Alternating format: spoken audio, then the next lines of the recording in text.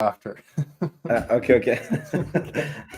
So hello everyone, welcome to the Rocket Lab Q1 Earnings Livestream.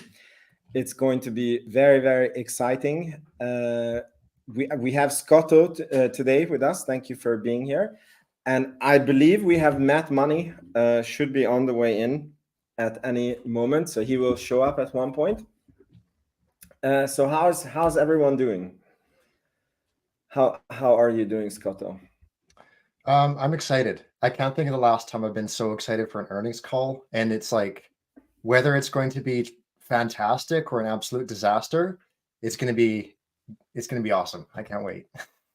Yeah, it feels like somehow this is a very significant earnings call. I don't know why. I It mean, really is. It really is. Between like, well, I mean, with everything that we discussed just the other day, like it's going to be one to remember. Yeah, exactly.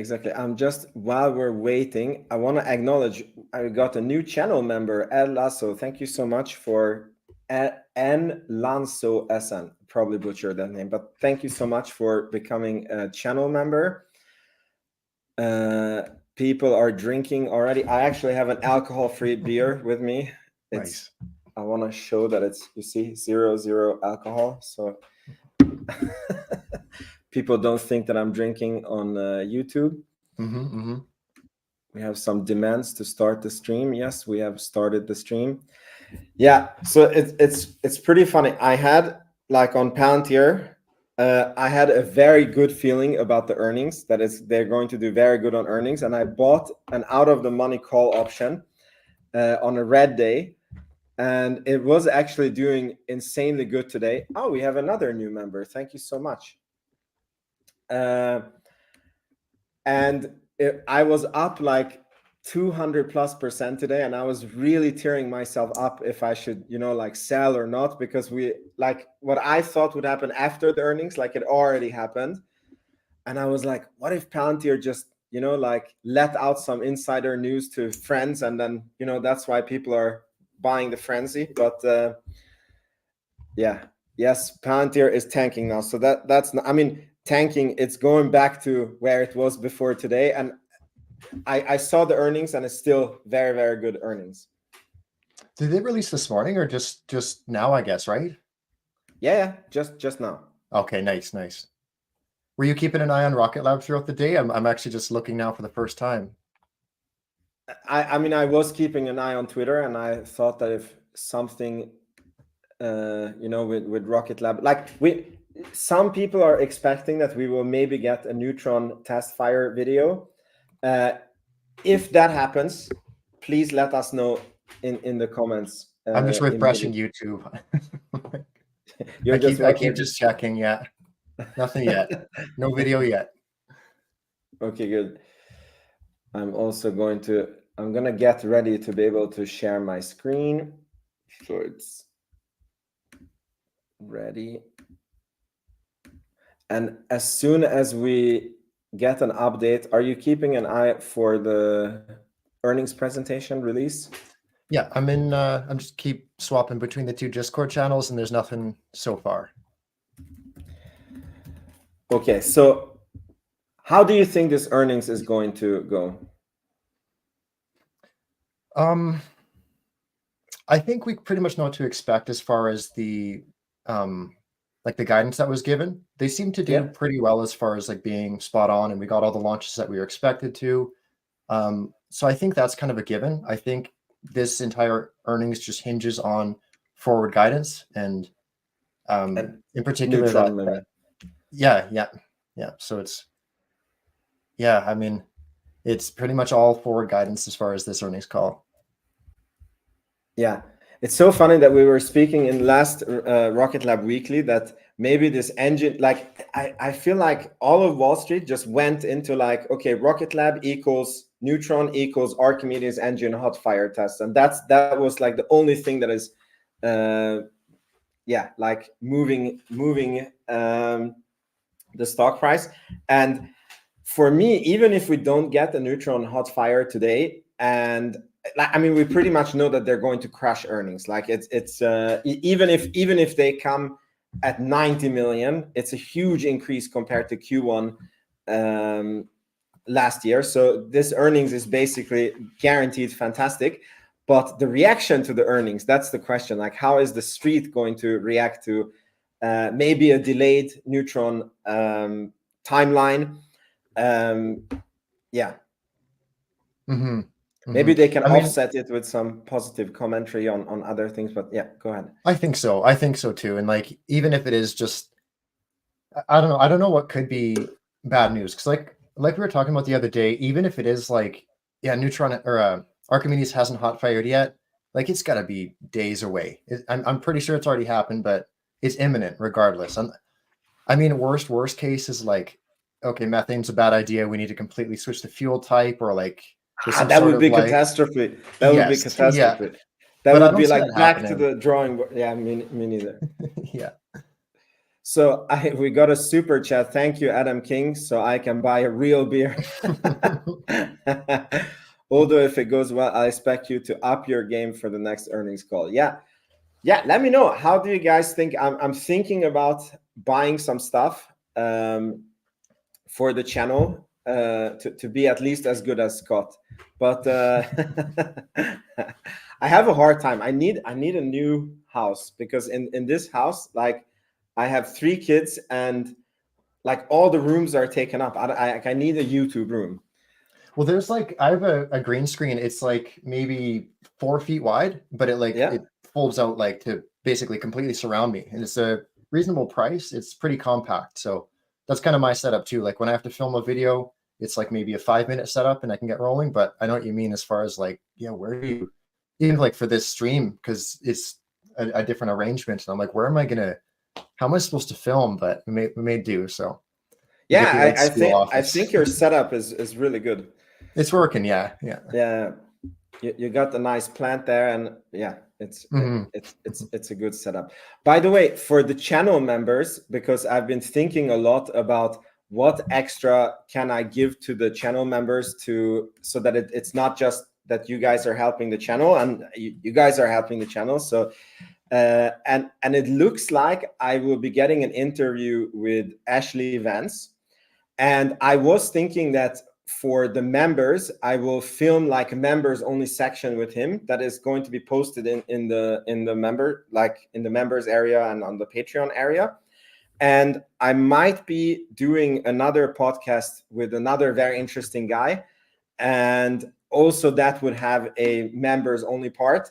And I'm trying to keep everything for free on this channel, but if things are going good, you know, I might need to go visit the Neutron launch. I might need to, you know, like upgrade camera and everything, and then it would be nice that it's like at least running on 0, you know, like not going out of pocket.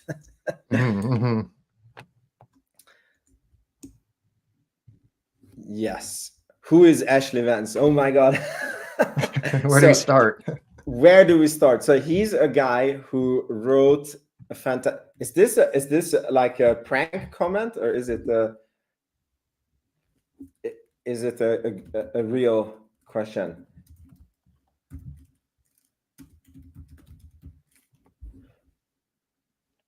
So I just want to show.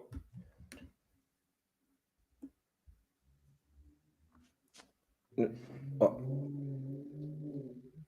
So I don't know if that was a prank comment, but I'm going to show that he is a. Why am I'm not sharing the screen? 1 sec. So he is an author. He wrote the first biography of Elon Musk, which I actually read in 2014 when it came out, or maybe it came out a little bit before. And when I started researching Rocket Lab, I found out that he has a book called When the Heavens Went on Sale. And I immediately bought it. I listened to it, and it's very hard not to sell your organs and your house and wife and kids and go all in on Rocket Lab when you listen to that book and you hear the story of Ashley Vance. And yeah, just kidding. Yeah, I was suspecting that. Okay, but so he is actually having a documentary come out very soon in June that is going to be about Rocket Lab and Astra mainly. I don't know what time it covers. I guess it's not present time because Astra is not really in business, unfortunately. But it's going to be amazing. And I tweeted that I'm really excited about this, and I'm just afraid that I will have to buy more Rocket Lab shares. And then he answered my tweet, and we started speaking. And then he actually agreed to come on a Rocket Lab weekly, or to do an interview once the movie is released. So it's very, very exciting. Do you know what you're going to ask him yet?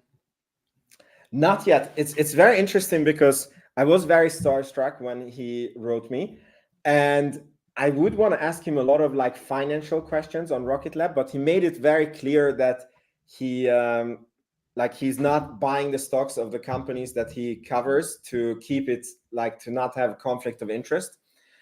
So I was actually thinking that I asked him about his Rocket Lab experience, like that is on the free version, and then maybe for the members only, like, ask him about his investments, and it's like a lot less people, you know, there, and then maybe he will speak more openly. But Okay, yeah. But Scott, maybe you can also be there when we do the interview. I don't know if you would want that, and then we can ask him some cool questions. Sure, yeah. That'd be awesome. Do you know, I saw it was like right around the same time frame that this documentary was announced. There was another one that was announced for Firefly as well. And this was during that same era where I think his name is Mark or Tom Marcusic maybe, but they're releasing a documentary as well, and it has me wondering if maybe he just had camera crews following him around the whole time he was writing or researching When the Heavens Went on Sale. Yeah, so that's the idea I got also. Yeah, so either like we're gonna have a ton of media to go through this summer. It's looking like. I can't wait. Yeah, me neither. I mean, I actually, after he agreed to this interview, I re-listened to the part about Peter Beck in his book and the origins of Rocket Lab. And I'm like, it's funny because when you know, like when I first listened to the book, like I knew so little about the company, right? Mm-hmm. And now, like when he talks about like how they develop rockets, like I understand it so much more, and I'm like double impressed, like way more impressed than I was when first time reading the book, you know, because I have a lot more understanding on what goes into building a rocket, like what is the competition like, how hard is it to get financing, you know, and yeah, so he's like, Peter Beck is a crazy impressive guy. I've been meaning to get back to it too, to go through the Planet Lab stuff again, because I was super impressed with them during the initial read. A little less impressed now, but yeah, I've been meaning to get back to it and go through the Rocket Lab and the Planet Lab sections again. That'd be cool to, yeah, like as you said, go through again with that like additional context that we have now. Yeah. So let me just check the comments here. This is a giant sausage fest. How many women invest in Rocket Lab?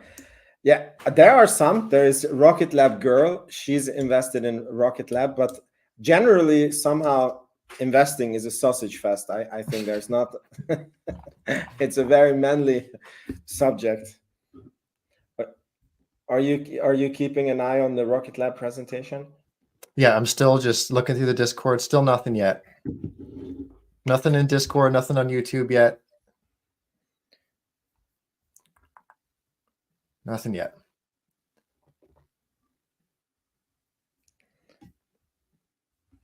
Oh my God, my account has crashed like crazy.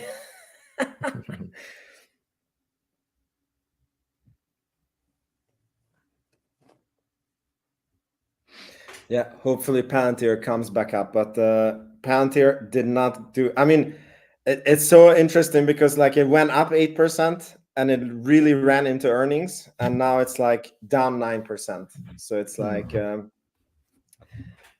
it's like today was erased.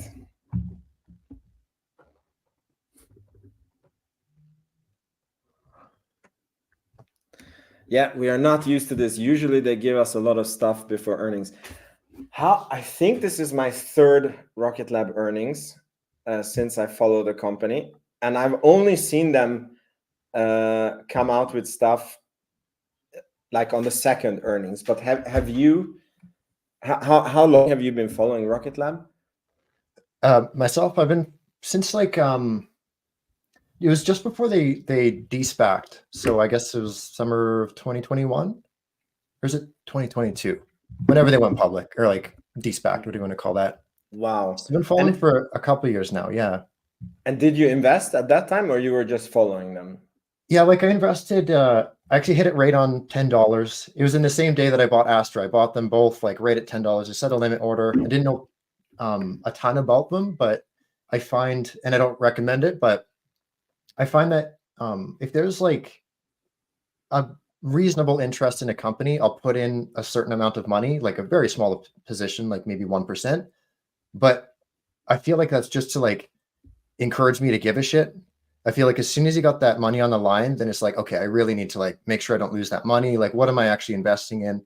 I mean, obviously I'm not going in blind, like I said, but it was just enough to kind of like, okay, I have my, my toes in the water. What are these companies made of and whatnot? And yeah, the more that I research, the more I'm like, Rocket Lab, like just something about them, like even their presentation, like Peter Beck's allure to aesthetics, like his whole like, even if it doesn't work, make it look good. That kind of attitude. I'm like, I appreciate that, because I feel like you can't look at those production lines and be like, yeah, these guys are clowns. They don't know what they're doing. Like that is a high, like a well-oiled machine, those facilities. Yeah. Yeah, it's pretty crazy. Okay, I just have to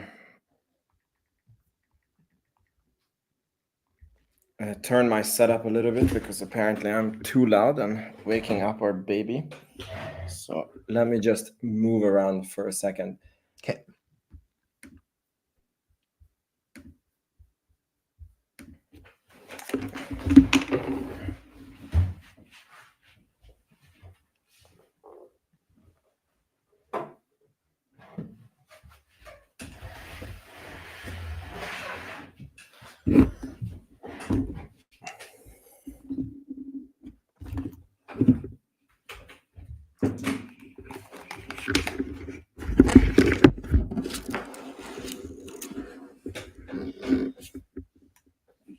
Okay, hopefully this is better.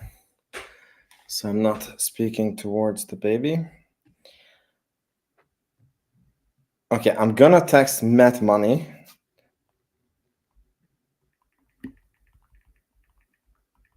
And there's still no update yet from Rocket Lab. Still nothing yet. I think someone's trolling. Somebody said that there's a hot fire announcement, but I'm pretty sure they're trying to get me. I was gonna say something. I was like, I'm gonna wait for a reference before I put that on the show.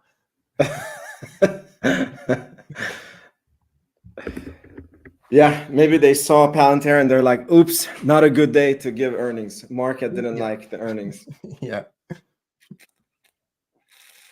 What I found strange too about this earnings is they like announced it on X. There's a post and it was like, tune in for our earnings. I don't think they've done that before. So could be bullish.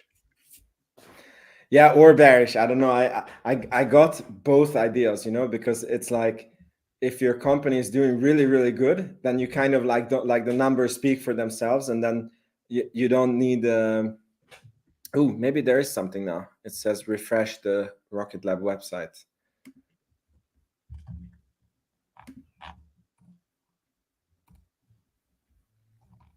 I'm also trying, like it has happened on Palantir before that like it worked in the US before it worked in the EU.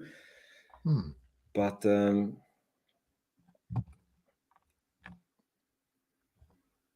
I don't have. I'm not seeing it yet. Yeah, I also don't see anything yet.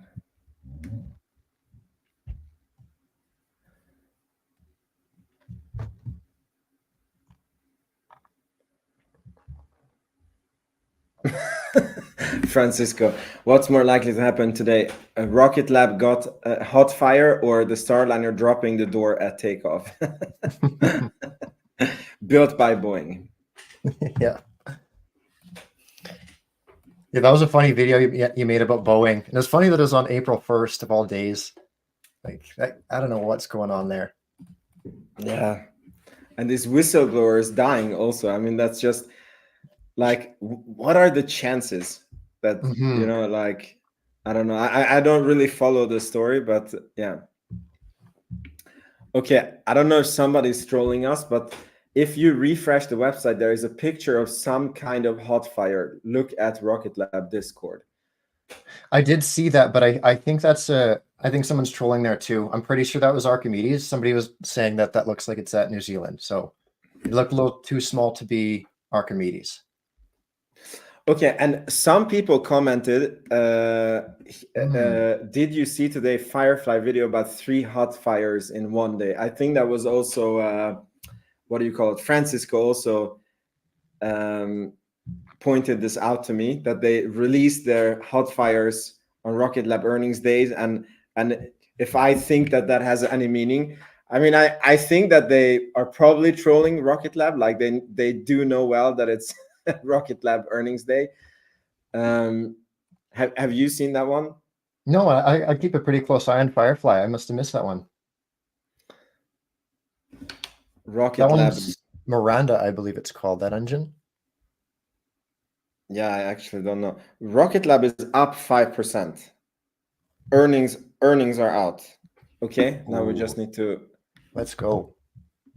Yep.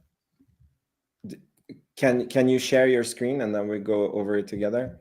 Yeah, 1 second here. All right, guys. So the earnings, Wall Street likes the earnings. That's for sure. All right, you should be able to see my screen. Yeah, we have it here. Okay, I'm gonna bring this up as well. Cool. So is there a proper? Oh wait, I think there is a link there to a presentation. There we go. Year-on-year growth of 69%. Okay. Sequential quarterly growth 55%. Continued growth in Q2 of 2024. Good. Are you wanting to kind of read over this, or how much time do we have here? Where are we? Yeah, I think we have lots of time. Okay. We'll kind of parse through it a little slower then. Just kind of. Can you read this fairly well, Vince? No, my screen is a bit like I don't have on. Let me see if I can put it on full screen, and then I can also. Yeah, now I can read it. Cool. So they're talking about being awarded the $50 million across 2 mission contracts for the USSF. So that's the STP-30 mission, and then the Victus Hayes mission. These are in 2025 and 2026, I believe they are. Includes the one Pioneer class satellite. So this is Rocket Lab's 5th Pioneer satellite being built overall, being launched with 24 hours notice. No mention of the additional haste missions. Those could have been signed in the second quarter. I might also just be wrong about those. Let's continue on. So we know about the SDA. And Vince, feel free to jump in and cut me off at any given time, or tell me to hurry up or slow down if need be. No. We have time, so you can just go at your. Okay. So we know about the 18 spacecraft and the 17 as well. That's SDA and MDA. You know, the 2 from Mars that may or may not make it on New Glenn. On New Glenn, yeah. First launch. Let's see. The mission to support re-entry. It's hoping. Oh, hold on. And advanced maintain schedule for launches or deliveries this year. Okay, so we might get more Varda this year, hopefully. We've kind of been waiting. It's been a while since we've got that last Varda, the Winnebago 1 mission.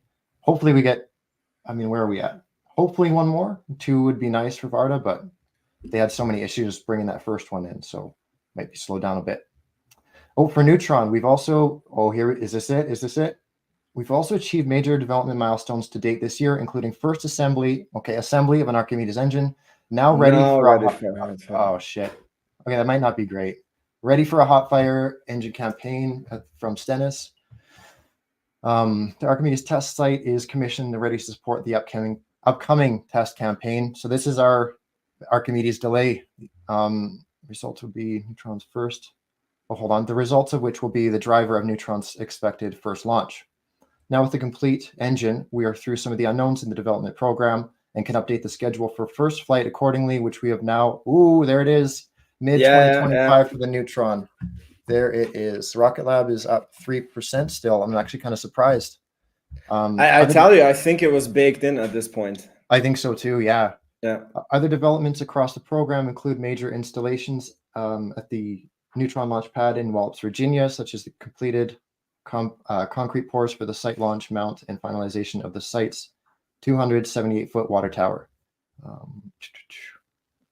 So we closed Q1 with $1 billion plus in backlog. That was what's expected. We don't have the exact number here, but I imagine it's a little bit down compared to the previous quarter. Successfully launched the 4 Electrons. Kicked off the program to being the prime contractor for the SDA contract. What else do we got? Progressed infrastructure at Launch Complex 3. That's good to see.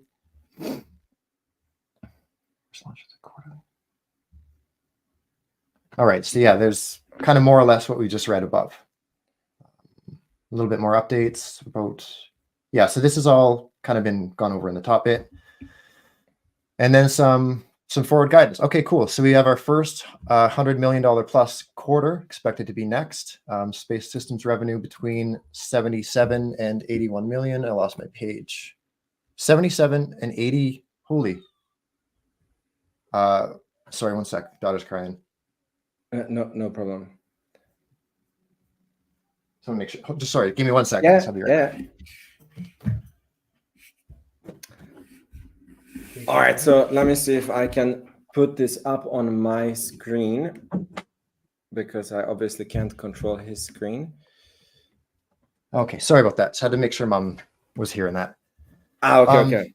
Yeah, so the Space Systems revenue for Q2 is $77 to $81 million. That compares to, it hasn't said yet, but this past quarter was in the $63 million range. So that's a meaningful step up again. So that's probably factoring in the Globalstar satellites. Launch services revenue between 28 and 29. That's low. What is that? That's not even 4 launches. There's got to be, 4. It's 1632 would be 4 launches. Yeah, so it's even low for 4. But these must be like legacy launches. They must be some bulk discounts in there. Actually, I'm gonna hop over to the launch tracker for a sec. Actually, I can even just bring it over for you guys. So what would that entail? We have the 4 launches. So we know, okay, the Ready Aim Pre-Fire and Ice missions, those are $15 million for both, I believe. Let me see. $15.9 million for the combined 2. So these are a little bit of a discount, I suppose. Yeah. And then the Kinesis launch, assuming that one does land within the same quarter, that one is going to be also under the bulk, the bulk buy discount. So give maybe 6.5 million, I believe, because they were signed in.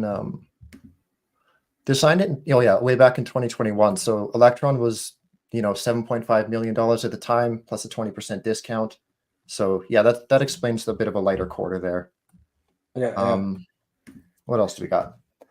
I just want to show quickly that they posted the engine of the Archimedes engine. Let me see on their Twitter. They're doing it in a pretty cool way. It's like they didn't do the test, but they're like, the Archimedes is here. But I mean, obviously, it needs to be tested. Yeah, that's the only thing that they posted. That is so cool. That is very cool. It looks so complicated. Like you would think it's like a simple machine, and then that's why it's taking so long. I thought it was like, like a fuel, an oxidizer going into a turbo pump and then back into the engine, and that's it. But it's rocket science. Yeah. All right. So for gross margins, I think that's the same guidance that we just had for this quarter, 24 to 26. Yep. Non-GAAP, I'm going to skip over that. GAAP operating expenses, 74 to 76. I think that's the same we got again. Oh no, we got 73 and 75 for this quarter. So it's a very slight, like $1 million increase between Q1 and Q2. Interest expenses, 1 million. This past quarter was guided for 1.5, so we're going to see a slight decrease there. And then adjusted EBITDA loss of 23 to 25. That is a little bit better than what we just saw in Q1. Or for the guidance, actually, we don't have the actual numbers yet. We haven't got that far, but this past quarter for Q1, it's guided for negative 30 to 28. So now we're seeing 23. That's actually kind of surprising to me that this is better than what we're seeing now. But the basic outstanding shares, those are going up by about 4 million. So nothing. 1% there. Yeah, like minor. Yeah. A conference call coming soon. Isn't there a presentation somewhere? Let me also check the.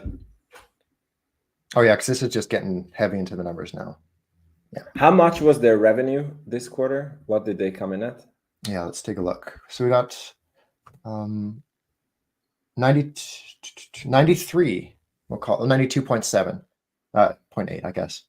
A little bit lower than what was expected, but so low. Okay. What was guidance? Guidance was overall for 92. Yeah, they just squeezed in. There's 92 to 98 for guidance, and they ended up with 92.8. Okay. Cool. I'm surprised that they came in that low. Yeah, usually they're like a little bit well within that range. Especially this was reduced because remember they released the Q1 guidance in Q3 and then decreased it in Q4, and now it's like barely even squeaking into that range, but could be worse. And the EPS is -9 cents. I think I was quoting for -11 in Wall Street, but expectations was the -9. So I was a little bit low, and Wall Street was actually on point. Cool. Okay, and yeah, there must be an actual presentation as well. Yeah, I'm also checking. It's not easy when you're doing live to like find all the keep track of all these things that happen at the same time. Let me see.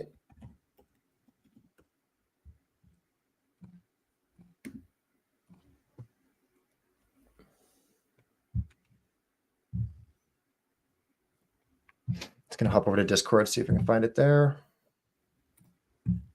Yeah, if anybody could send us the link for the presentation, if you guys see it. Yeah, the 26% gross margin is decent. Exactly. So I mean, overall, I think the quarter was good. The guidance was really good. Like they're really scaling.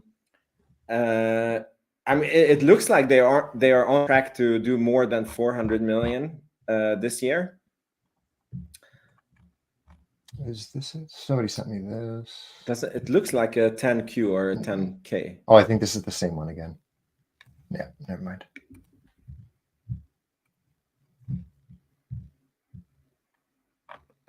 The quarter was on point only. Yeah.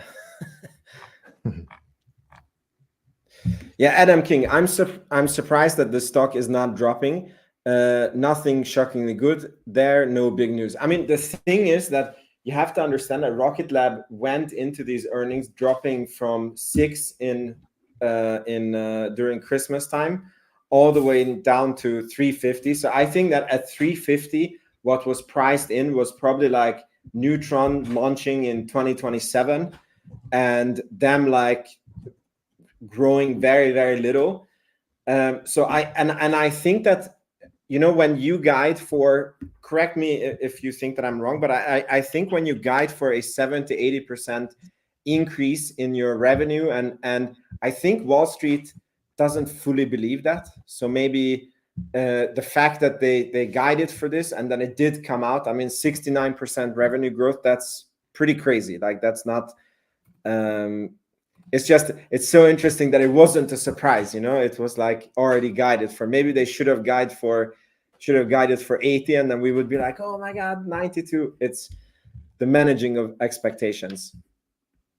Yeah, Adam King, I was kidding, right? So I think that for me, the price was unrealistically low at when it was at 350 and below. And I think part of it was probably what Wall Street was pricing in is a major delay with Neutron and a big cost increase and slower than expected growth for the overall company.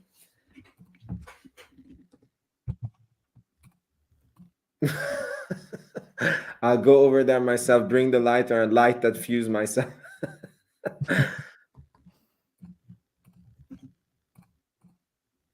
Yeah, I agree with this statement here by Matthew Hines. I probably butchered that name. I was expecting earnings not to move the needle much, and I gave the feeling it will be fairly flat and mild upside possibly. So just now what is your opinion so far? Because I feel like it was pretty in line with what they said, and it feels like the excitement goes to next quarter. Definitely. I'm trying to like update the spreadsheet while I'm half listening, but overall it's like, yeah, good. I mean, they're within guidance. The OpEx is a little bit better than expected. It ended up coming in, where did that go now? They guided for 73 to 75 and it came in at 67 total. So that's under guidance. So that's I guess a beat in that regard. Love to see that. But as far as like the Neutron stuff being pushed out, not surprised, but it's too bad. But you know, not surprising. Yeah, I'm having an eye out now for the earnings call, and there should be a presentation that they released. Can anybody link it to us, or do you guys have it? I'm like in the Discord chat, and it's still nothing out yet. I mean, I'm looking at I'm refreshing the website as well. Still nothing. Still 2023. But I want to be frank with you guys. This was fantastic earnings. It's just like the expectations were somehow like it's the managing of expectations. But like the company is on thesis. You know, the fact I'm really happy to actually see Space Systems grow the way they are growing, because it deleverages the company from the launch business, and I think that the launch business is a very tough business. And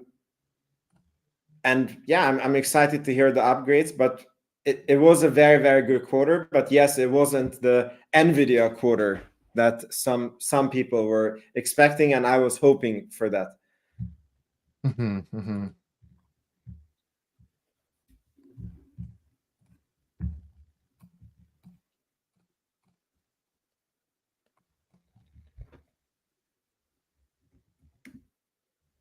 I'm reading the presentation. How come you guys don't see it? No joke. Okay, could you link it to us here?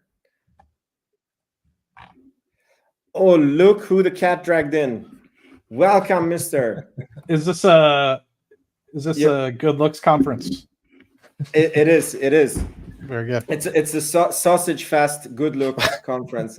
That's better. I'm glad you said something, because I used the same. I was just checking in Palantir earnings at Tom Nash's channel, and I used the same joke about the good looks conference. So unfortunately, I need to come up with better material.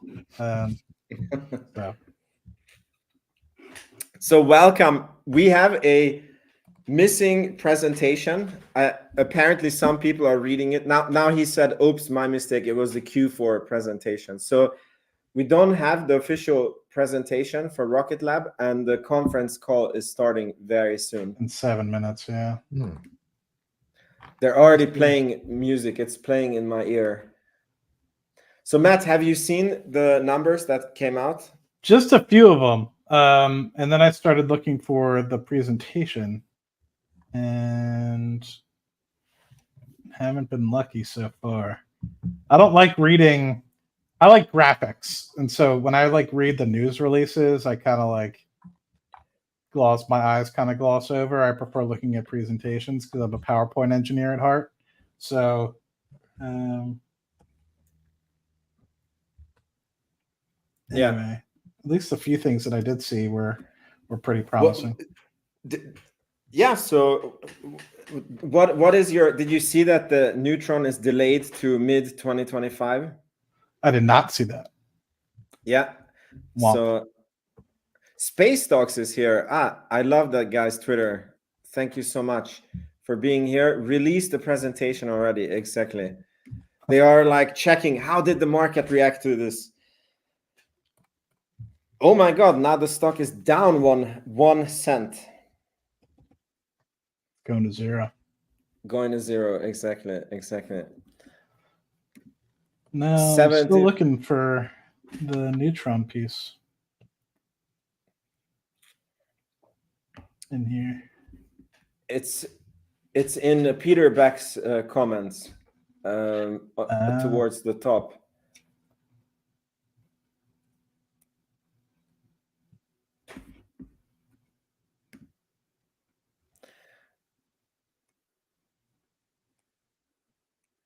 So somebody's asking you, Matt, can you talk about your Black Ops mission, or do we have to wait for your memoirs?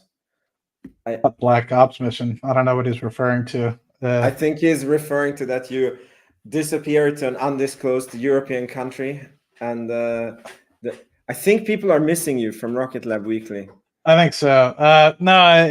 Yeah, unfortunate for me, like Cash Flow Chronicles and everything like that, the normal cadence of appearances that I do, it would have been like 3 a.m. time if I kept it up and at that time. And Rocket Lab Weekly, I think I'm just juggling a good bit right now. So I appreciate everyone's patience because I moved on to a new job, which is one of the reasons why I went to Europe for a couple weeks.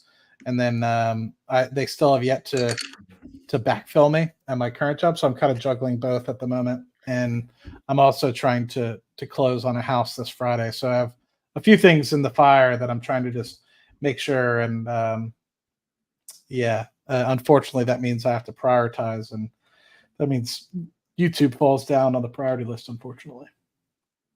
All right.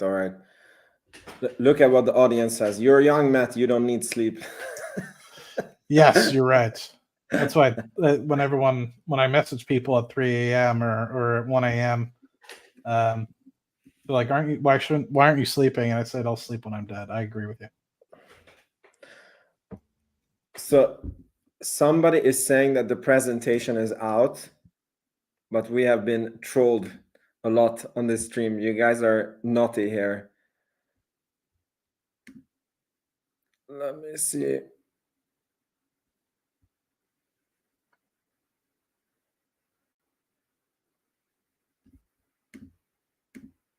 Now it says there's an error. Let me see if I can download Oh, I think I got it. I got it. Yeah, I got it. Yeah. Okay. I have also gotten it. Should I? I can share it.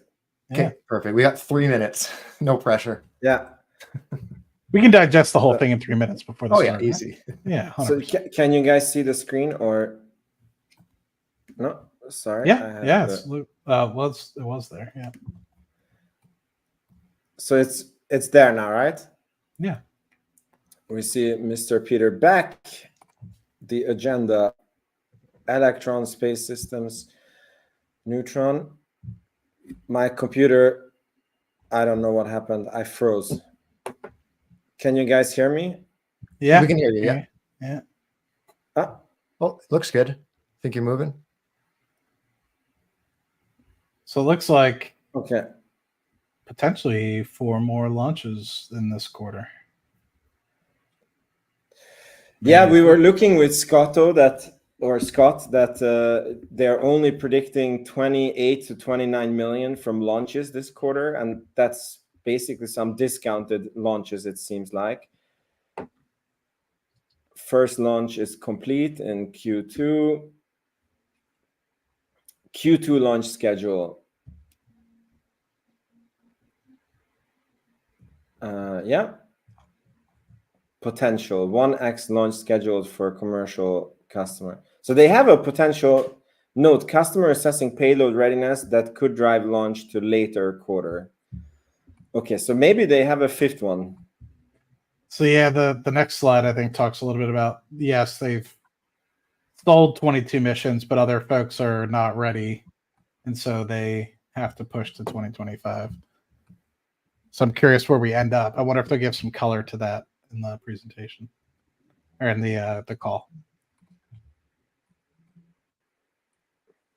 Yeah, Electron remains on track for record launches. Does it say how many there?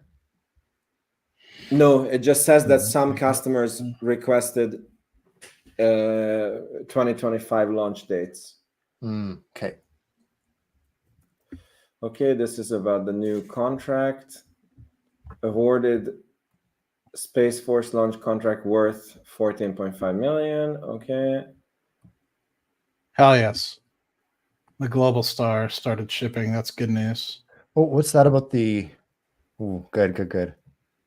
Major reusable Electron milestone reached. Electron first stage successfully recovered during 2024 recovery launch, has returned to the production line for first time and is earmarked for possible relaunch.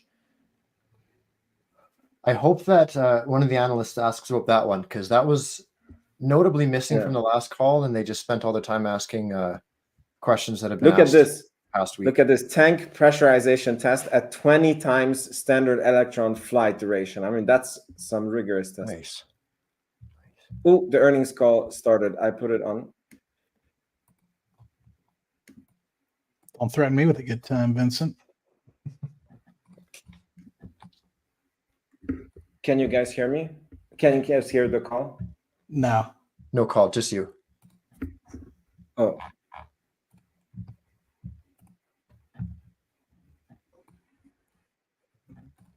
Okay.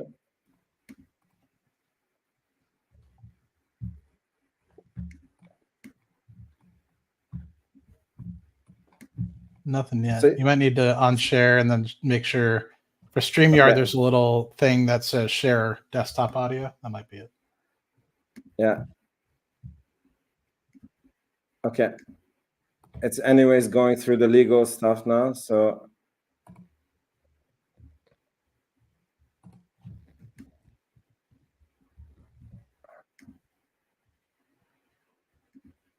Okay, let's.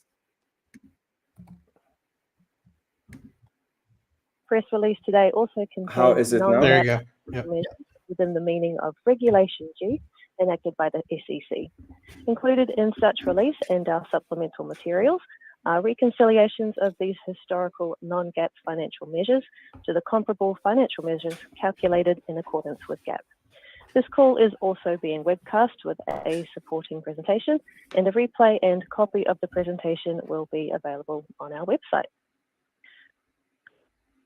Our presenters today are Rocket Lab founder and Chief Executive Peter Beck and Chief Financial Officer Adam Spice. After our prepared comments, we will take questions.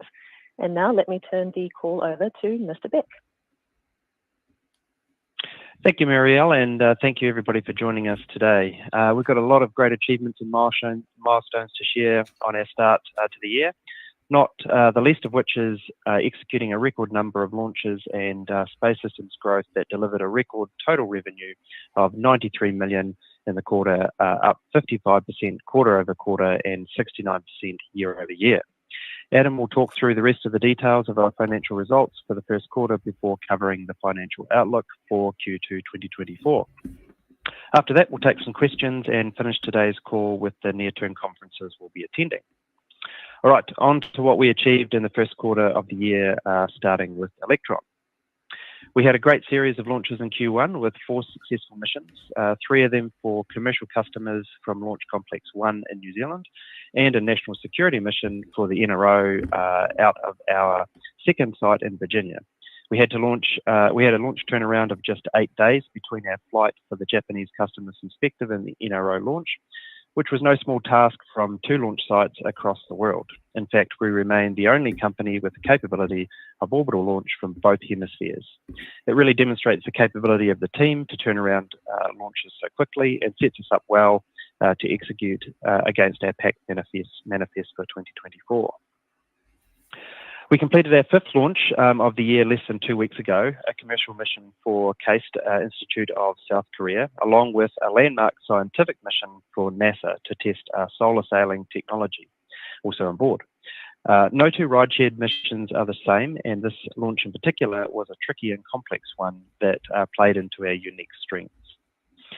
For large launch rideshare, normally you have a bunch of satellites that are heading to the exact same orbit, and you deploy them into one location. If the orbit isn't ideal from your spacecraft, then you're kind of tough luck. But for CASTE and NASA, we had 2 satellites going to 2 completely different orbits to each other.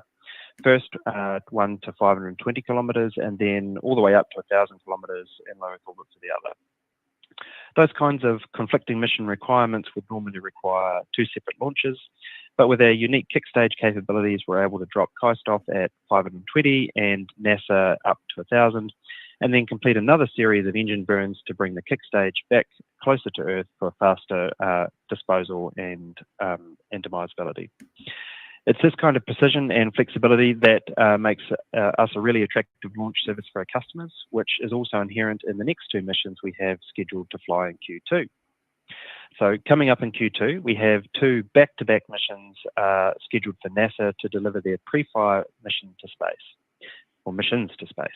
The mission is focused on understanding how much of Earth's heat loss is lost into space from the Antarctic and Arctic, which will help improve climate change models and provide better predictions on sea level rise and weather changes in the future.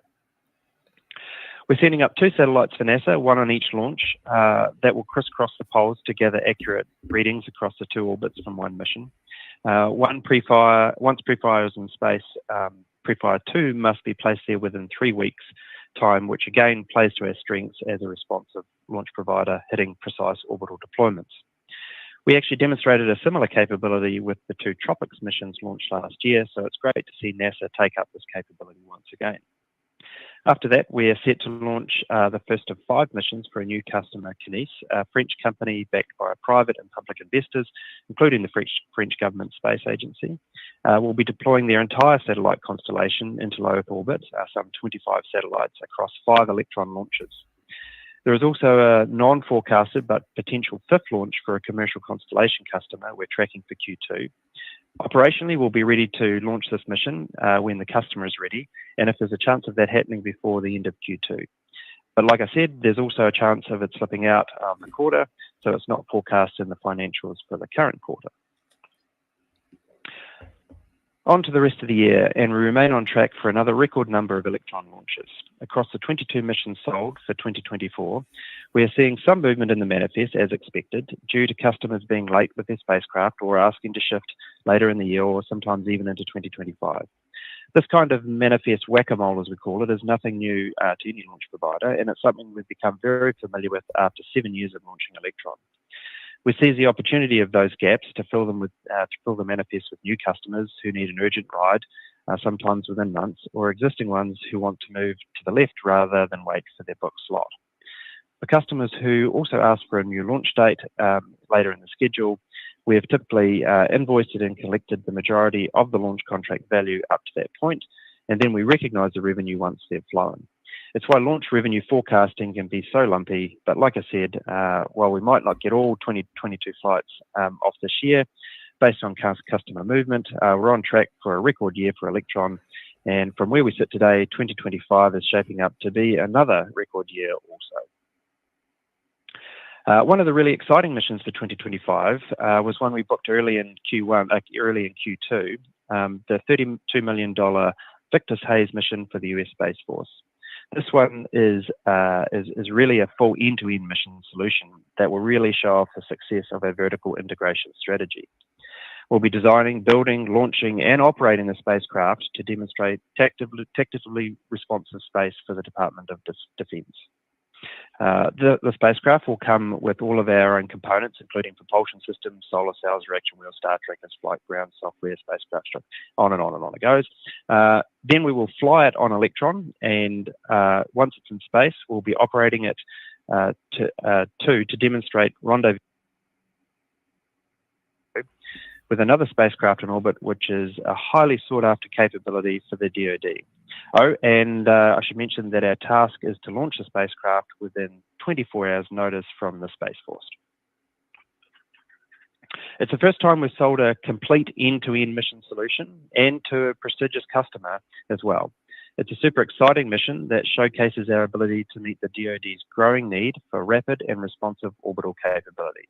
It will also be a fantastic demonstration of what we can do as a full end-to-end mission services provider. We'll be taking care of absolutely everything the DoD needs for assured access to space, which is an important capability for the nation.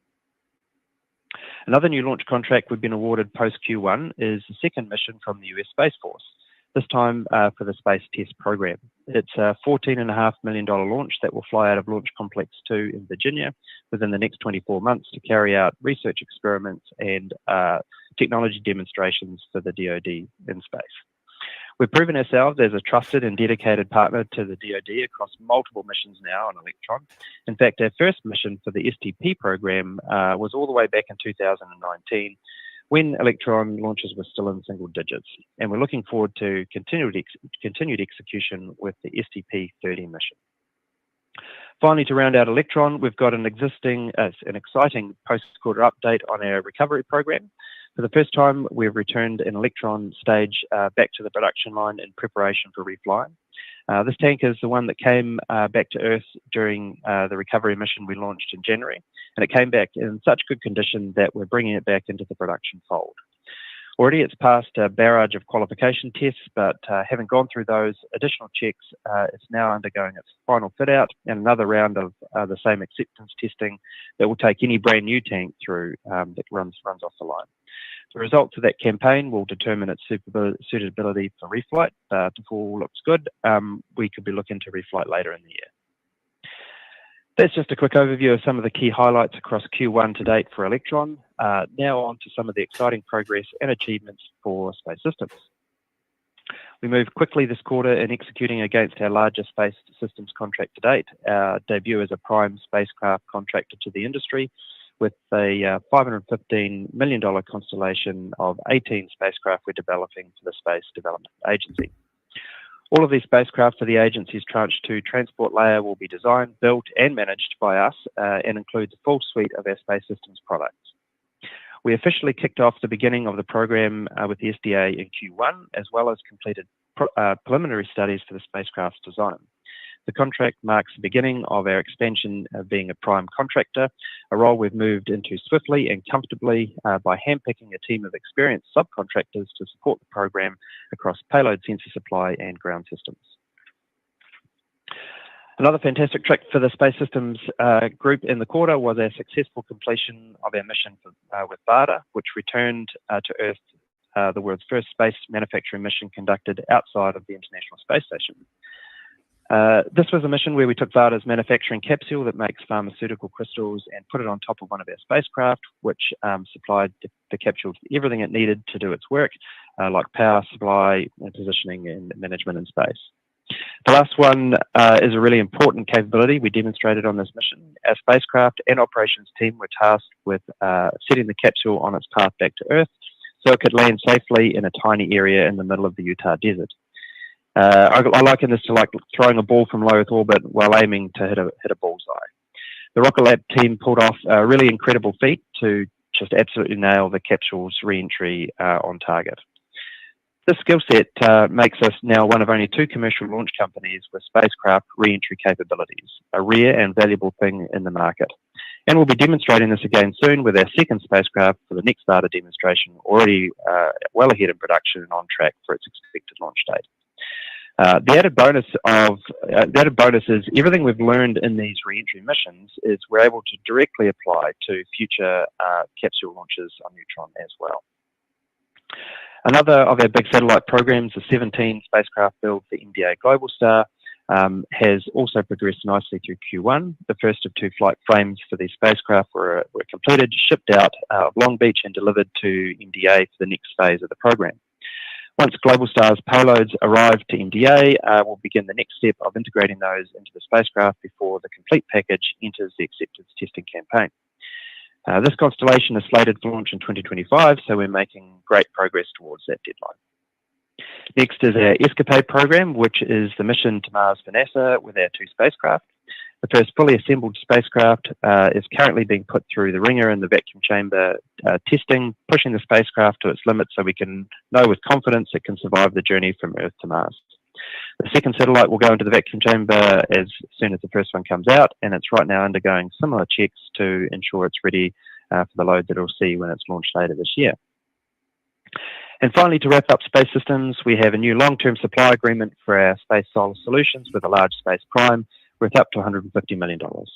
This one is a multi-year agreement that will see our solar technology support critical missions across civil, defence and national security. Our March 31 ending backlog reflects the initial orders against this long-term agreement. Demand for solar power in space continues to grow as the world moves towards new constellations and proliferated LEO architecture. We're now one of the largest suppliers of space-grade solar cells globally.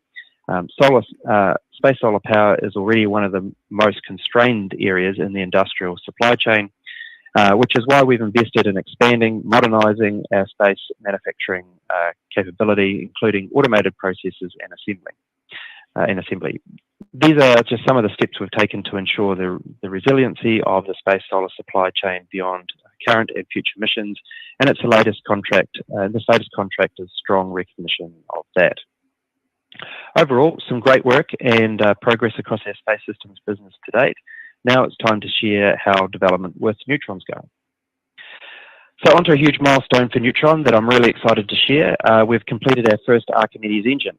The engine you see here is already shipped out the door of our engine development complex in Long Beach and is fitted to the test stand at NASA Stennis. What we're taking to the stand is a very close to a flight-like engine, and with all of the production infrastructure stood up alongside the engine's development. We believe the team is in the optimum position to be able to make quick iterations to Archimedes based on what we learned through testing.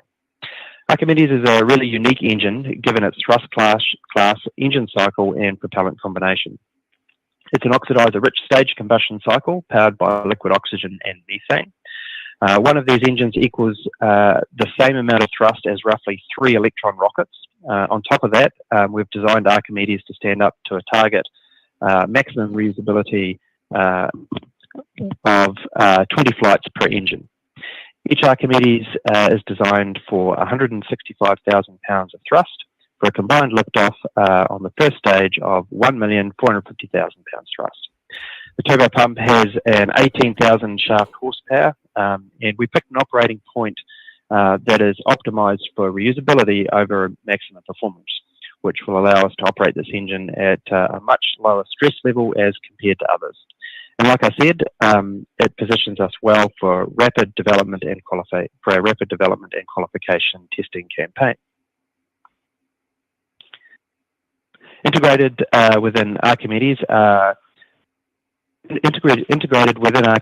too, all new 3D printed parts that come off their factory floor at Long Beach, like its turbo pump, pre-burner, and main combustion chamber components, valve housings, and engine structural components.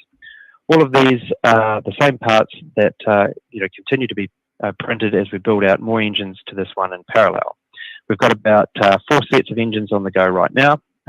Perhaps the biggest point I want to make here too is that we haven't taken any huge concessions just to make fire for the sake of it. We've been very intentional and methodical with Archimedes, making sure to refine its design so that now we're at a point that we've got an engine that can be readily productionized long term. A test-ready Archimedes is really the inflection point for Neutron's development. Now that Archimedes is on the stand, the real fun begins, and we've started the test campaign in earnest. Having a complete engine, we've gone through some of the biggest unknowns in the development program and can update the schedule for its first flight accordingly, which we've adjusted to first launch no earlier than mid-25. We run highly aggressive schedules at Rocket Lab. We always have, and all of our programs, and that's why we've been able to deliver new capability to the market like HASTE, Electron, Capstone, and more industry-leading timeframes.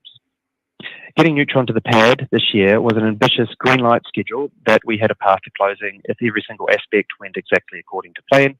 But as we've always said, this is a rocket development program, and it is always filled with gremlins, some in new control and some not.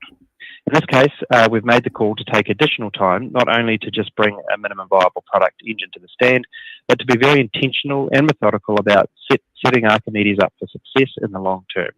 This means rigorous component level testing before the first hot fire, and refining a design that can be productionized long term. We've also taken the time to scale up the manufacturing and test facilities to support full-scale production.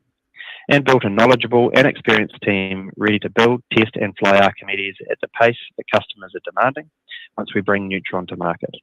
All of this takes time to get ultimately right, so that drove a schedule which now closes mid-next year.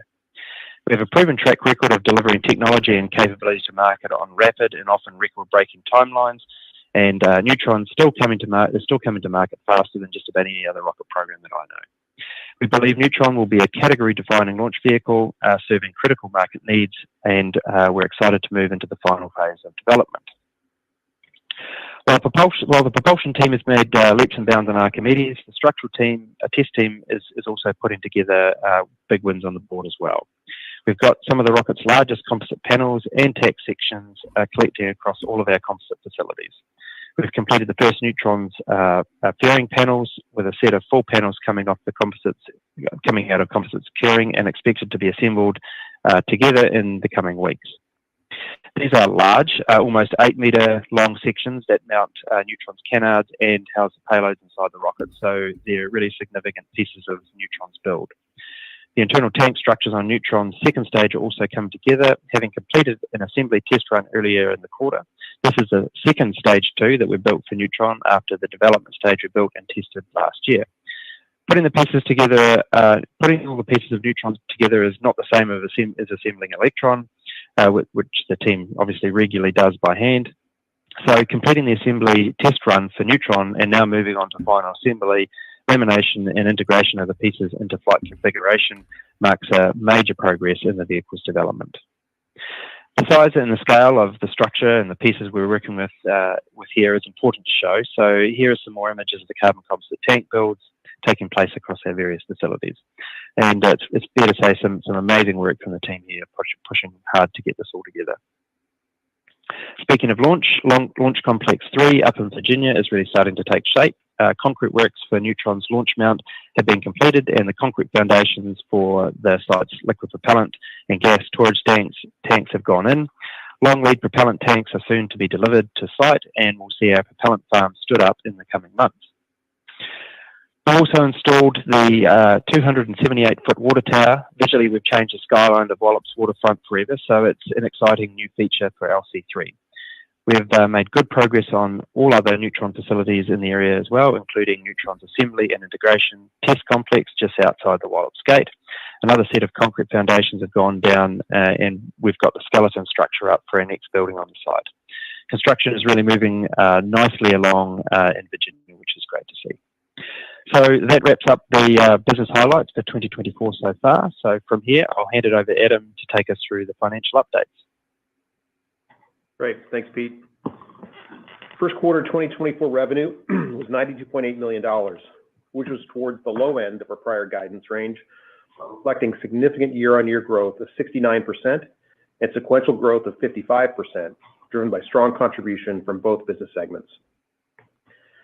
Our launch services segment delivered revenue of $32.7 million in the quarter from 4 launches, in line with guidance of $32 million to $33 million, representing sequential growth of 287%, driven by a return to normal launch operations after Q4 was impacted by our September anomaly. The average selling price per launch was $8.2 million, well above our target average selling price of $7.5 million, the result of a favorable mix of government and complex commercial missions. Our current backlog continues to support our target average revenue per launch, with some variability tied to volume purchase commitments, launch location, and mission assurance requirements. Our space systems segment delivered just over $60 million in the quarter, which was towards the low end of our prior guidance range of $60 million to $65 million, but reflecting sequential growth of 17%, driven primarily by growth in our MDA contract revenue, albeit slightly less than was expected. Now turning to gross margin. GAAP gross margin for the first quarter was 26.1%, slightly above the high end of our prior guidance range of 24 to 26%. Non-GAAP gross margin for the first quarter was 31.7%, which was also above our prior guidance range of 29 to 31%. GAAP and non-GAAP gross margin improvements relative to our guidance reflect continued efficiencies in both our launch and satellite manufacturing businesses. We ended Q1 with production-related headcount of 872, up 20 from the prior quarter. Turning to backlog, we ended Q1 2024 with $1.02 billion of total backlog, with launch backlog of $215.6 million and space systems backlog of $799.7 million. Relative to Q4 2023, total backlog was down only 3% sequentially, or $31 million, despite a $93 million quarter of revenue. Strong bookings continued in our space systems business, highlighted by initial orders related to the long-term supply agreement with a Tier 1 prime contractor that Pete alluded to earlier, and a follow-on booking for reaction wheels supporting a mega constellation. For launch, backlog was down 13% sequentially, or $32.7 million, as we drew backlog down against a record number of launches in the quarter. We continue to cultivate a healthy pipeline, including multi-launch deals that can be lumpy, given the size and complexities of these opportunities. We expect approximately 42% of current backlog to be recognized as revenue within 12 months. Turning to operating expenses. GAAP operating expenses for the first quarter of 2024 were $67.3 million, below the low end of our guidance range of $73 million to $75 million. Non-GAAP operating expenses for the first quarter were $56.4 million, which was below the low end of our guidance range of $62 million to $64 million. The increases in both GAAP and non-GAAP operating expenses versus the fourth quarter of 2023 were primarily driven by continued growth in headcount and prototype spending to support our Neutron development program and related infrastructure to support Neutron and our 18-satellite SDA contract, partially offset by shifting R&D resources to production support for space systems. In SG&A, GAAP expenses increased $2.9 million quarter on quarter, largely due to a $1.6 million increase in stock-based compensation, along with an increase in outside services, partially offset by a decrease in the change in contingent consideration related to our PSC acquisition due to a lower average stock price in the quarter. Non-GAAP SG&A expenses increased by $1.9 million, primarily due to the increase in outside services included in year-end audit expenses, legal fees, and corporate IT and security spending that further enable efficient scaling of the business. Q1 ending SG&A headcount was 263, representing an increase of 16 from the prior quarter. In R&D specifically, GAAP expenses were up $1 million quarter on quarter due to Neutron prototyping, materials, and headcount increases. Meanwhile, we have shifted certain non-Neutron R&D resources to support the execution of our MDA contract production ramp. Non-GAAP expenses were up $900,000 quarter on quarter, driven similarly to GAAP expenses. Q1 ending R&D headcount was 625, representing an increase of 40 from the prior quarter. In summary, total first quarter headcount was 1,760, up 76 heads from the prior quarter.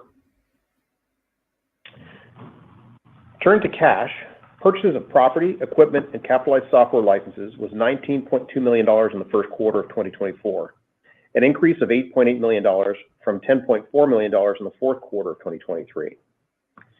This sequential increase was due to our continued investment in Neutron research, testing, and production infrastructure projects, along with the expansion of our satellite production and space solar solutions capacity. Cash consumed from operations was $2.6 million in the first quarter of 2024, compared to $42.2 million in the fourth quarter of 2023. The sequential improvement of almost $40 million was driven by a lesser net income loss and working capital improvements owing to the ramp-up of production in our MDA Globalstar program and a step-up in launch cadence, as well as strong cash collections, including initial milestone payments related to our space systems programs.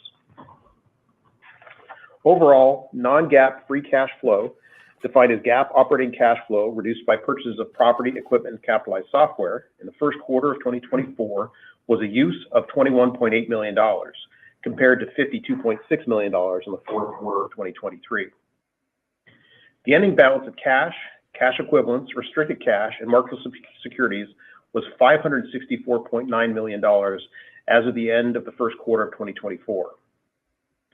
As discussed on our February earnings call, we generated $355 million in a convertible senior notes offering, which was coupled with two deployments of $43.2 million supporting our convertible capped call and equipment facility loan repayments, as well as $11.2 million in debt issuance cost yielding $257.4 million of net financing.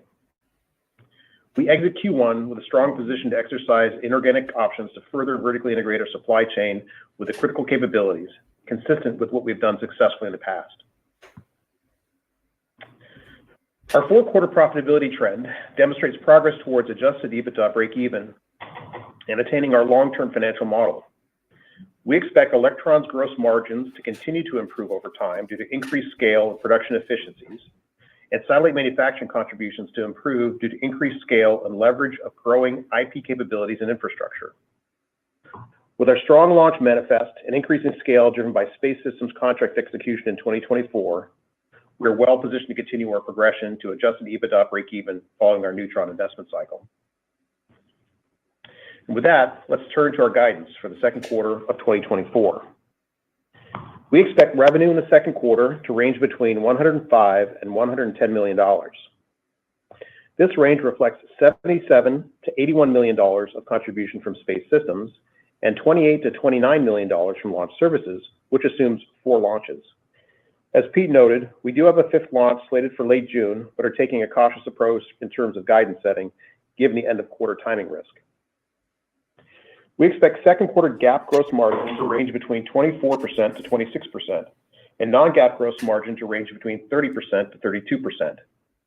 These forecasted GAAP and non-GAAP gross margins reflect mix shifts in our Space Systems segment towards the larger and lower margin satellite manufacturing program revenue contribution versus certain of our higher gross margin component offerings, as well as a weaker mix within our components businesses.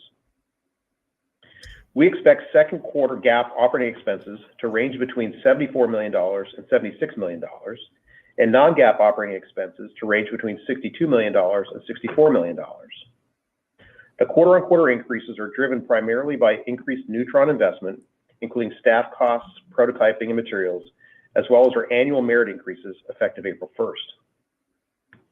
We expect second quarter GAAP and non-GAAP net interest expense to be $1 million.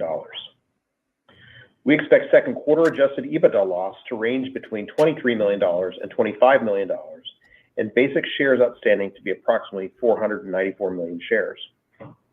And with that, we'll hand the call over to the operator for questions. Thank you, and everyone, it is star one if you would like to ask a question. If you're using a speakerphone, please make sure your mute button is turned off to allow your signal to reach our equipment.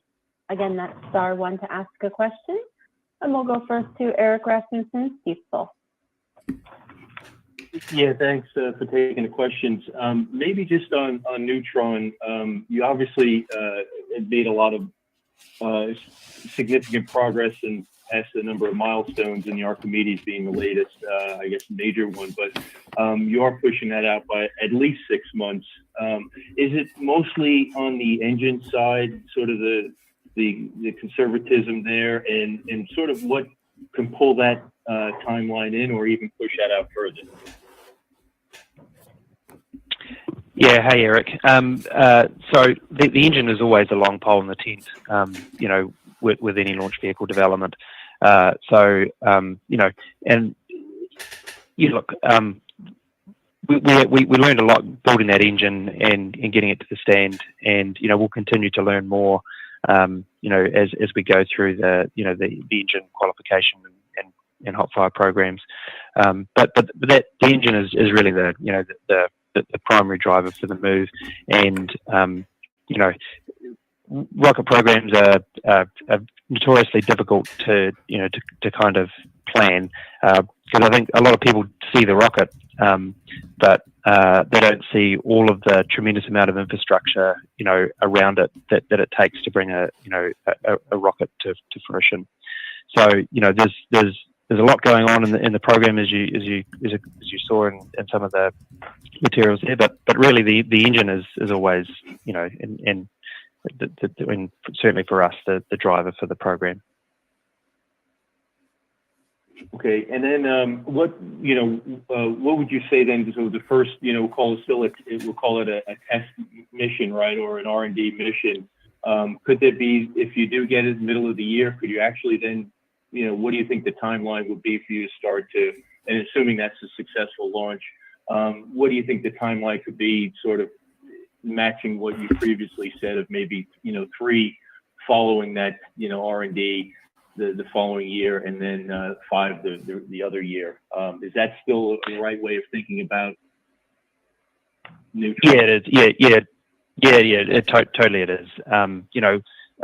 We played this game before, and sort of the 1-3-5 is the right way to think about it. And I think that certainly, as we're building capability and in some cases stock, that's exactly how we're planning it still.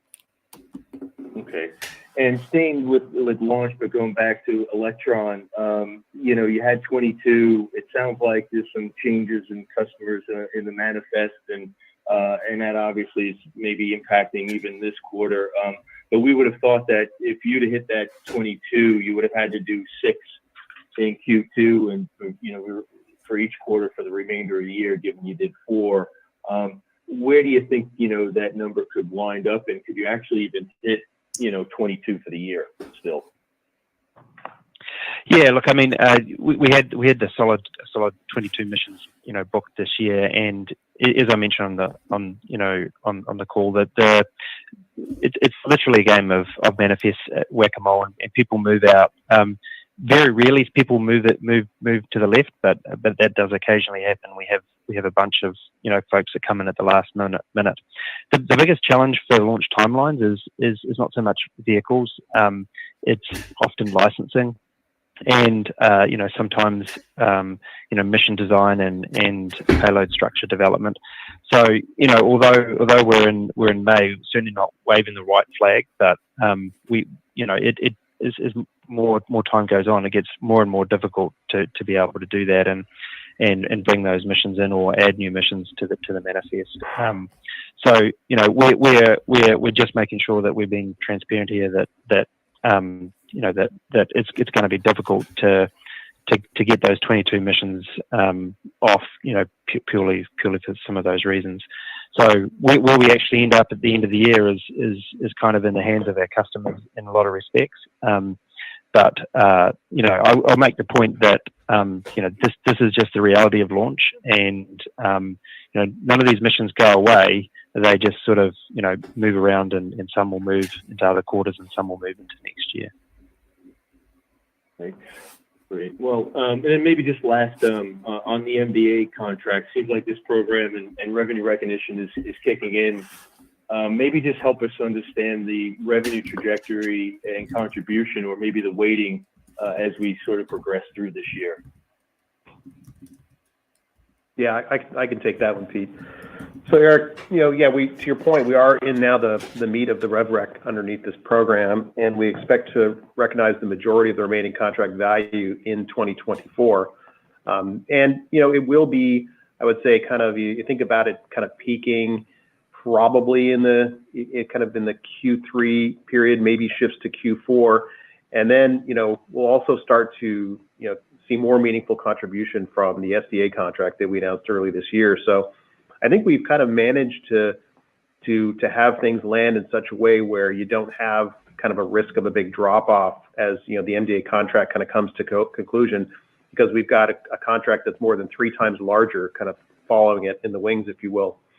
So I think that, again, our plan is still to see almost all of the remaining contract value recognized in the 2024 time period. I mean, there is an operating contract, a SOC, that goes along with this MDA Globalstar agreement, but that's relatively small in the grand scheme of things with regards to the total contract value of roughly $150 million. Great, thanks. I'll jump back into the queue. Thanks, Eric. And next up is Andres Shepard, Cantor Fitzgerald. Hey guys, good afternoon. Congratulations on the quarter, and thanks for taking our questions. Just a quick one for Pete. Obviously, congratulations on the Archimedes engine build. You're now targeting the hot fire test, which will be a big important milestone there. With now targeting first launch no earlier than middle of 2025, can you just maybe help us? Just remind us, what are the other big milestones between the hot fire engine and the launch? Thank you. Yeah, sure. Thanks, Andre. So, we've always said look for concrete on the ground at Wallops and in the test sites. Look for large stage tanks and things like that, and look for fire. And those things remain kind of the same things that I'd be looking for. Getting a pad built, is a huge program in its own right.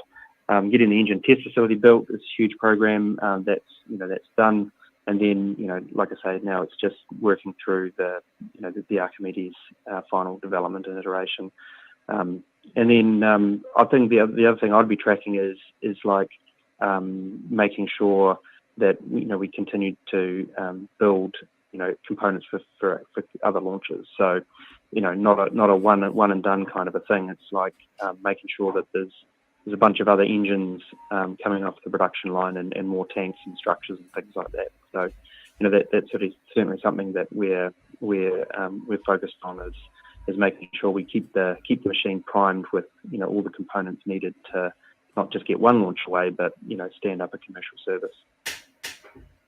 Got it. Okay, that's super helpful. I appreciate all that color. And maybe just a quick follow-up for Adam. Adam, just on the liquidity, sorry if I didn't hear this correctly, but does the 560, let's call it 565 million, does that include the net proceeds off the recent capital raise? And separately, yes, it does. Just remind us. Okay, the thoughts. Okay, great. And then just remind us. So with that liquidity on hand, what is the run rate expected, or how are you thinking about that? Thank you. I think run rate or runway. I think that we raised a significant amount of capital, obviously, in this most recent transaction, and as we've stated, it was really all about providing inorganic growth optionality for us, and we do continue to see significant opportunities out there. I would say, the deal pipeline that we're managing at this point is probably as full as it's been in really the last couple of years as far as potential actionable targets for us. So I think the timing on raising that, the funds was probably pretty ideal. If you look at the capital required to complete Neutron, we didn't raise the money for that. We had liquidity for that. Given where we're at in the program, we feel like we're still very much on track to the $250 to $300 million total spend to get Neutron to the pad. And fortunately for us, not all of that spend has landed on our backs. We've had some support from various partners that have brought capital to the table as well. So I think that, again, we feel very good about our ability to scale our space systems business, continue to scale Electron, get Neutron to the pad with the capital we had pre-convertible, and we continue to look for options to deploy that convertible proceeds to inorganic means. So, yeah, and I think that right now we feel really good about where we're at from a liquidity perspective, and we really don't see the need right now to think about anything beyond that. Got it. That makes sense. So it sounds though like you are potentially interested in continuing to grow inorganically, and to that point, maybe remain active in the M&A market. But with that liquidity on hand, that's certainly feasible, at least so far. So, okay, that's helpful. Thanks again, guys. Congrats on the quarter. I'll pass it on. Thank you. Thank you. Next question comes from Jason Gursky, Citi. Hey, good afternoon, guys. Hey, Pete, quick question for you on the engine development. What exactly caused you to need to push by 6+ months? You mentioned you had some learnings there. Hoping maybe you'd kind of share some of those details with us, or at least characterize whether they were issues with the design, issues with the manufacturability. Just kind of give us a flavor of what went wrong here. So no like major issue. We didn't run up against a wall and had to solve something majorly technically. But I mean, kind of as I mentioned on the call, like the point here is not to just make fire. The point here is to roll into production, and there's a number of kind of new processes and actually even new materials that we developed for Archimedes. and those were all intended to support production. At a different time, we go into much more detail about some of the manufacturing methods we've used for combustion chambers and things like that. That really, similar to Rutherford, when we were the very first 3D printer, a chamber there. That was a new technology that hadn't been done before, and we spent a lot of time because we thought that was going to be a big payoff. So. Not dissimilar to that, there's some manufacturing techniques that we've employed on Archimedes that, in the long term, are going to pay off, handsomely. So, a lot of time was spent in that, and then just quite frankly, just the time that it takes to stand up the factory and the machine that builds the machine is probably the biggest learning. Is we've done this enough. We know that is difficult and time consuming, but an engine on the scale is certainly adds an extra element to that. I mean, you can't just pick up a pump volute and bolt it on the engine. You have to get a crane to put the pump volute on. So everything is just such a larger scale that it makes it more difficult. So yeah, not like one big staggering thing, just a whole bunch of stuff that just sort of adds up. Yeah. Okay, that makes good sense. And then, do you have a sense of you build buffer or contingency into the planning? So now you've got this mid-25 date out there. How much kind of buffer or contingency do you have in that?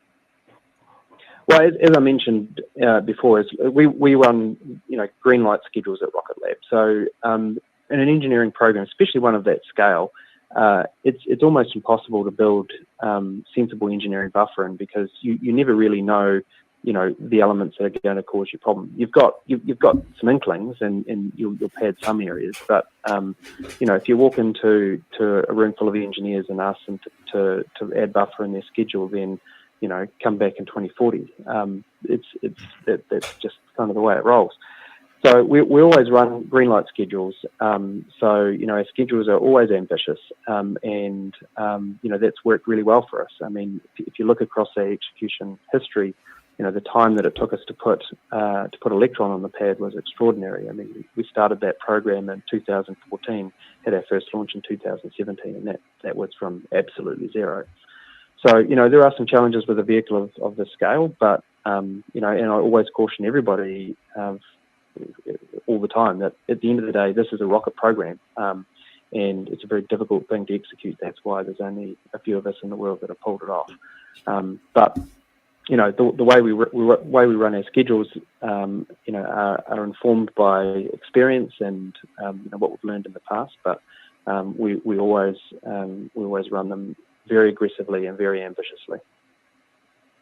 Okay, and then maybe just a quick update on the demand for Neutron. And you talked earlier on the call about this 135 schedule. From a launch cadence perspective, but maybe you can just kind of give us an update on, over the last 3 months, what you've been hearing from potential customers there, and whether, 135 is just going to be scratching the surface, or can give us an update on what your view of the market is there.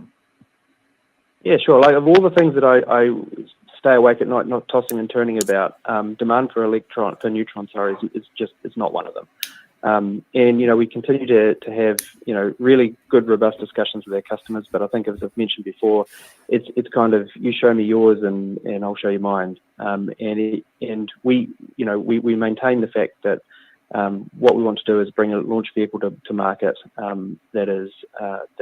that's ready to go and into a market that is in great need, rather than do a whole bunch of early adopter pricing and deals that don't have any teeth. So it's fair to say that the interactions with customers over the last quarter have certainly strengthened, and we maintain that we're happy to entertain normal kind of deals where it's 10% down, non-refundable, and normal kind of LSAs. But the reality is that people want to see a real rocket before they make such large commitments. And the same goes for us. We want to if we sell a whole bunch of launch, because most customers aren't looking to buy one, they're looking to buy many. That we don't commit to a customer that ultimately doesn't turn up in the pad, because with Electron you can see the challenges that also causes is a reality of the space business. So we're looking at them and they're looking at us. Right. Yeah. No, that makes good sense. I appreciate that. Then Adam, just one quick one for you. The comment that you made on backlog burn over the next 12 months, 42%. I think was the number that you threw out there. Was that a reference to all of the backlog, or was that just to the launch business? And then, as maybe just a quick follow-on to this backlog question, what are your guys' expectations or goals here as far as book-to-bill is concerned, for 2024 and kind of going forward in any given year? I know these awards can be pretty lumpy, and you've just built up some nice backlog here, but investors are certainly going to be focused on book-to-bill going forward. So just kind of update us on what the overall pipeline looks like, and whether we can, year in, year out, off this new base that you've got here, have book-to-bills that exceed one. Thanks. Yeah. Sorry, Jason. So I should have been more clear. So the 42% applies to all the backlog. So it's not specific to launch or space systems. So it's the total business. And as far as the book-to-bill target, no, you're right. Of course, everybody, we need to see a book-to-bill greater than one, just given kind of what our growth aspirations are.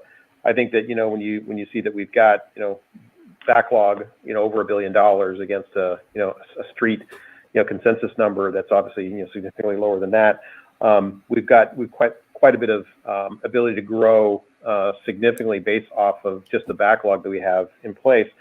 But we continue to chase big deals. I think that's the one thing that's really evolved over the course of the last 12 months. And I think largely, not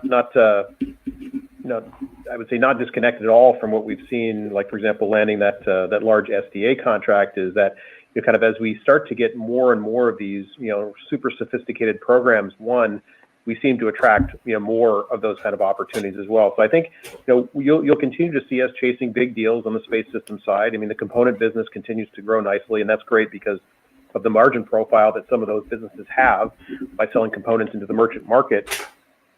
But I think that what we see are large program opportunities to continue to build the backlog, not too dissimilar to what happened with the SDA beta contract. But also, as Neutron becomes, closer and closer to its first launch, that's where, that's a very chunky opportunity as we sign LSAs for that vehicle. Those are all needle moving, given the average selling price that we expect to realize from a Neutron launch. So I think, you'll see, and we talked about this last year as we progressed through 2023, is that when people kind of looked and said, hey, it looks like your backlog growth has stalled a bit, and what does that mean for future growth? We said, look, you have to be patient, because the kind of opportunities that we're chasing are just of such a scale and complexity that they don't come together on a predictable kind of, programmatic way. They come in fits and starts. And I think, we saw that again late last year with the SDA contract coming into focus. And then I believe you'll see similar things as far as program size, and then again across not only space systems, but also including Neutron. So I think that you're right. It's right for people to expect a book-to-bill greater than one. I have no concerns, similar to Pete, that's of the things that I stay up at night worrying about. That's also not one of them. Awesome. Thanks, Kevin. I appreciate it. Mm-hmm. The next question is from Matt Akers, Wells Fargo. Hey guys, good afternoon. Thanks for the question. Thanks for, I guess you talked a little bit about reusability and putting the rocket back into the process. Just curious how you think about that ramping up. If that launch is successful, how fast you could start to see some of the cost benefits of doing that on a wider scale.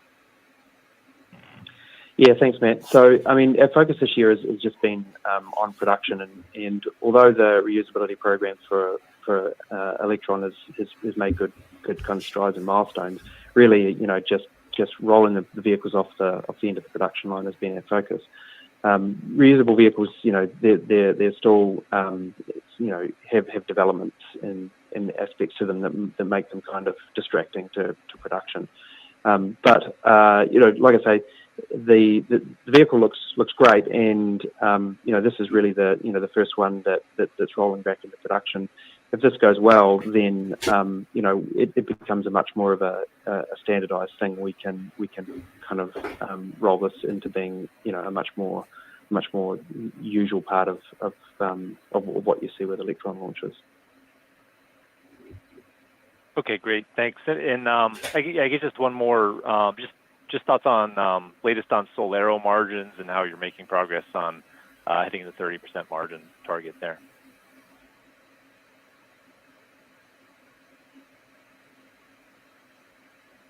Yeah, I can take Adam, that. Yeah. So Matt, on the Solero margins, again, that's something that we continue to work through the challenges of some pre-acquisition, well, really one pre-acquisition onerous contract, which still has a bit of a ways to go on that. So kind of what we look to is if you kind of exclude that thing, which unfortunately we weren't able to affect, we had to kind of absorb that upon adoption of the company. The bookings that are coming in now are very strong. So if we look at additions to backlog for the Solero business, it would I'd have to strain my memory to think of one that was coming in recently that was below our target. Most of the business that we're booking for that is above that 30% gross margin target. And part of that is enabled by the fact that, again, we've been a little bit more, I would say, a little bit more hard-nosed on customer negotiations and holding price. I think the other things that factor into it is some of the investments that we're making in the business as far as putting new reactors in place in Albuquerque that are delivering better production efficiency.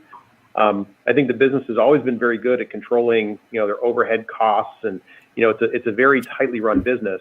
So it's really all about kind of building the backlog in such a way where we have confidence we can deliver that kind of at the margins. I think there's probably more upside than downside to that longer term target of 30% gross margin. It just takes a little while to get there. When we acquired the business, we said within about 2 years of acquisitions when we expected to kind of be able to have line of sight to those gross margin targets of north of 30%. And I think what we underestimated was just the challenge in kind of getting that one onerous contract behind us, and we still have a bit of that water to carry.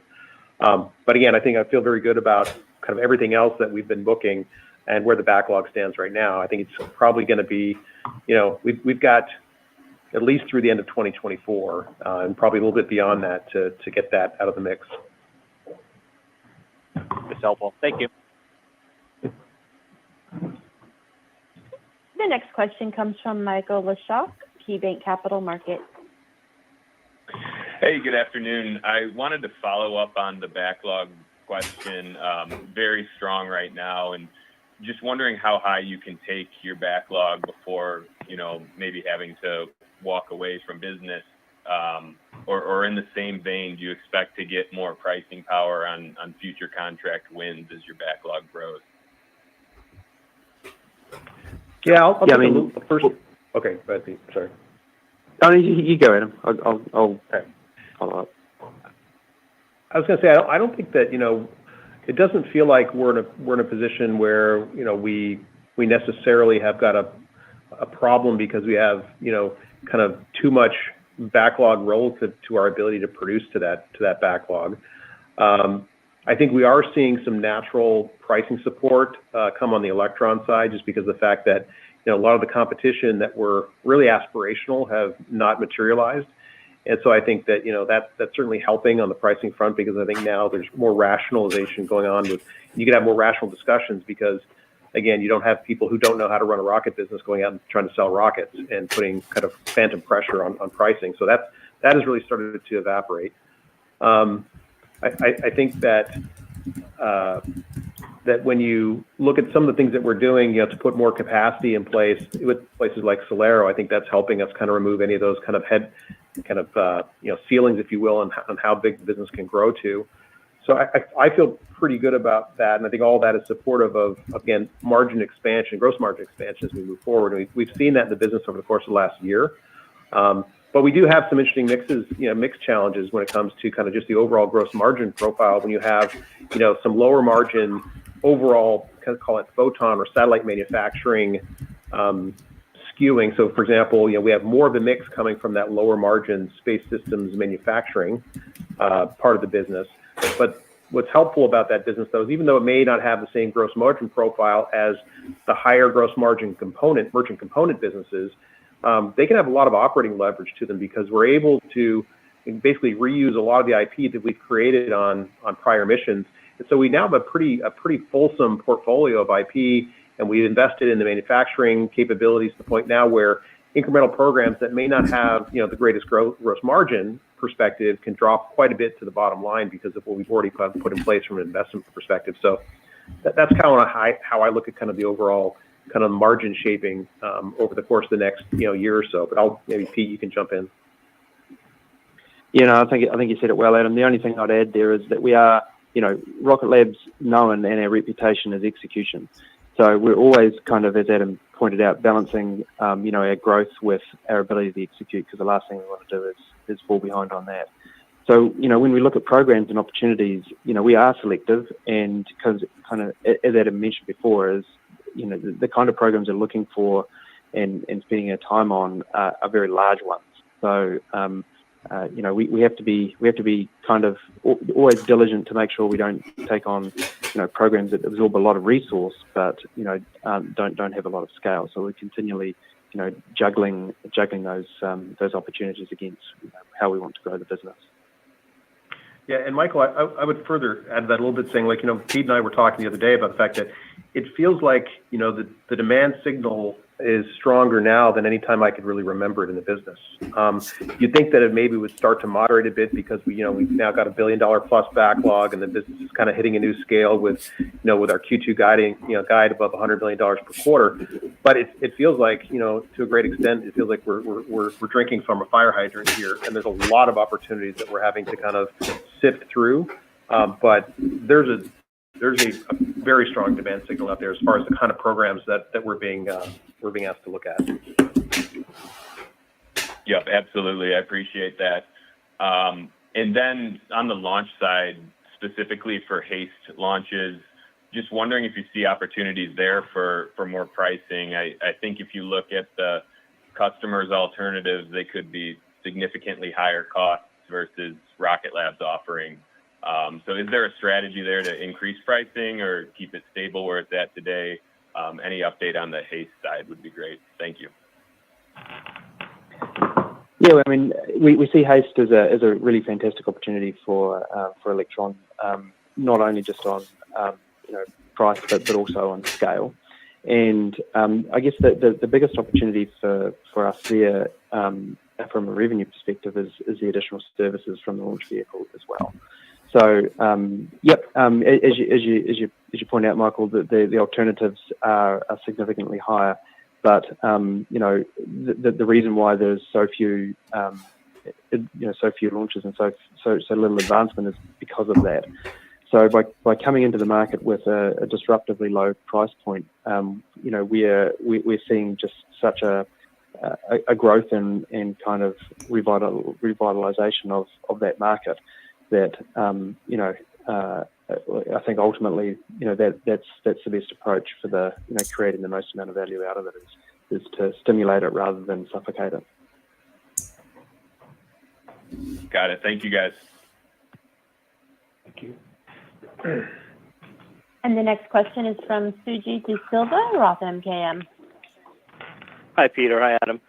Just a little bit, maybe following up the last question. The Victus Haze missions, you talked about it being end-to-end service. I'm trying to understand if there's incremental products or services you're offering there that can be productized and offered more broadly, if there's a financial uplift of those incremental elements you're characterizing as part of the end-to-end service offering. Yeah, for sure. I guess the biggest one is rendezvous and proximity operations. I mean that is a very rare capability and something you need to dock spacecraft with the ISS, for example. So kind of aligned with our strategy of only taking on work that we think is strategic to us. That's certainly a good example of that. But as an end-to-end service, with a spacecraft, we're leveraging the foundations designs from one of our spacecraft already. It certainly does make it possible to be more productized, and we see this is the direction that not just the US government but the world is heading towards, right?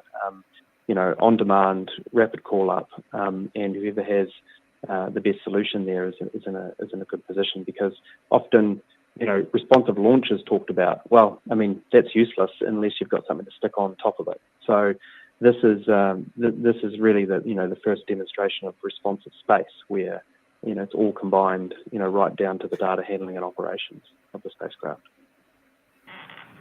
Yeah, I think Suji, I think along that line, I think you talk about the financial benefits to the model. I think when you're able to couple the launch with the spacecraft manufacturer, I mean, you're increasing your odds of your P-win, for these type of programs when you can go with a turnkey solution.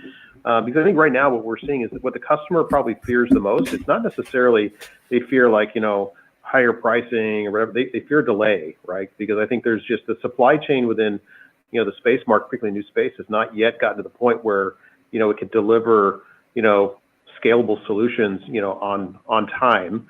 So I think that when we can go with a turnkey, say, look, we have the launch capacity, we have the ability to design a spacecraft and manufacture a spacecraft in a predictable timeline, because we're so vertically integrated. I mean, it just kind of pushes the narrative forward and ultimately allows you to have just a higher overall market share and market kind of share capture approach. So I think this is really kind of a more of a sign of things to come. This is where we really wanted to take the business, was being able to do these end-to-end solutions for the customers, and ultimately with that will come just better scaling and more predictable scaling of the business across both segments.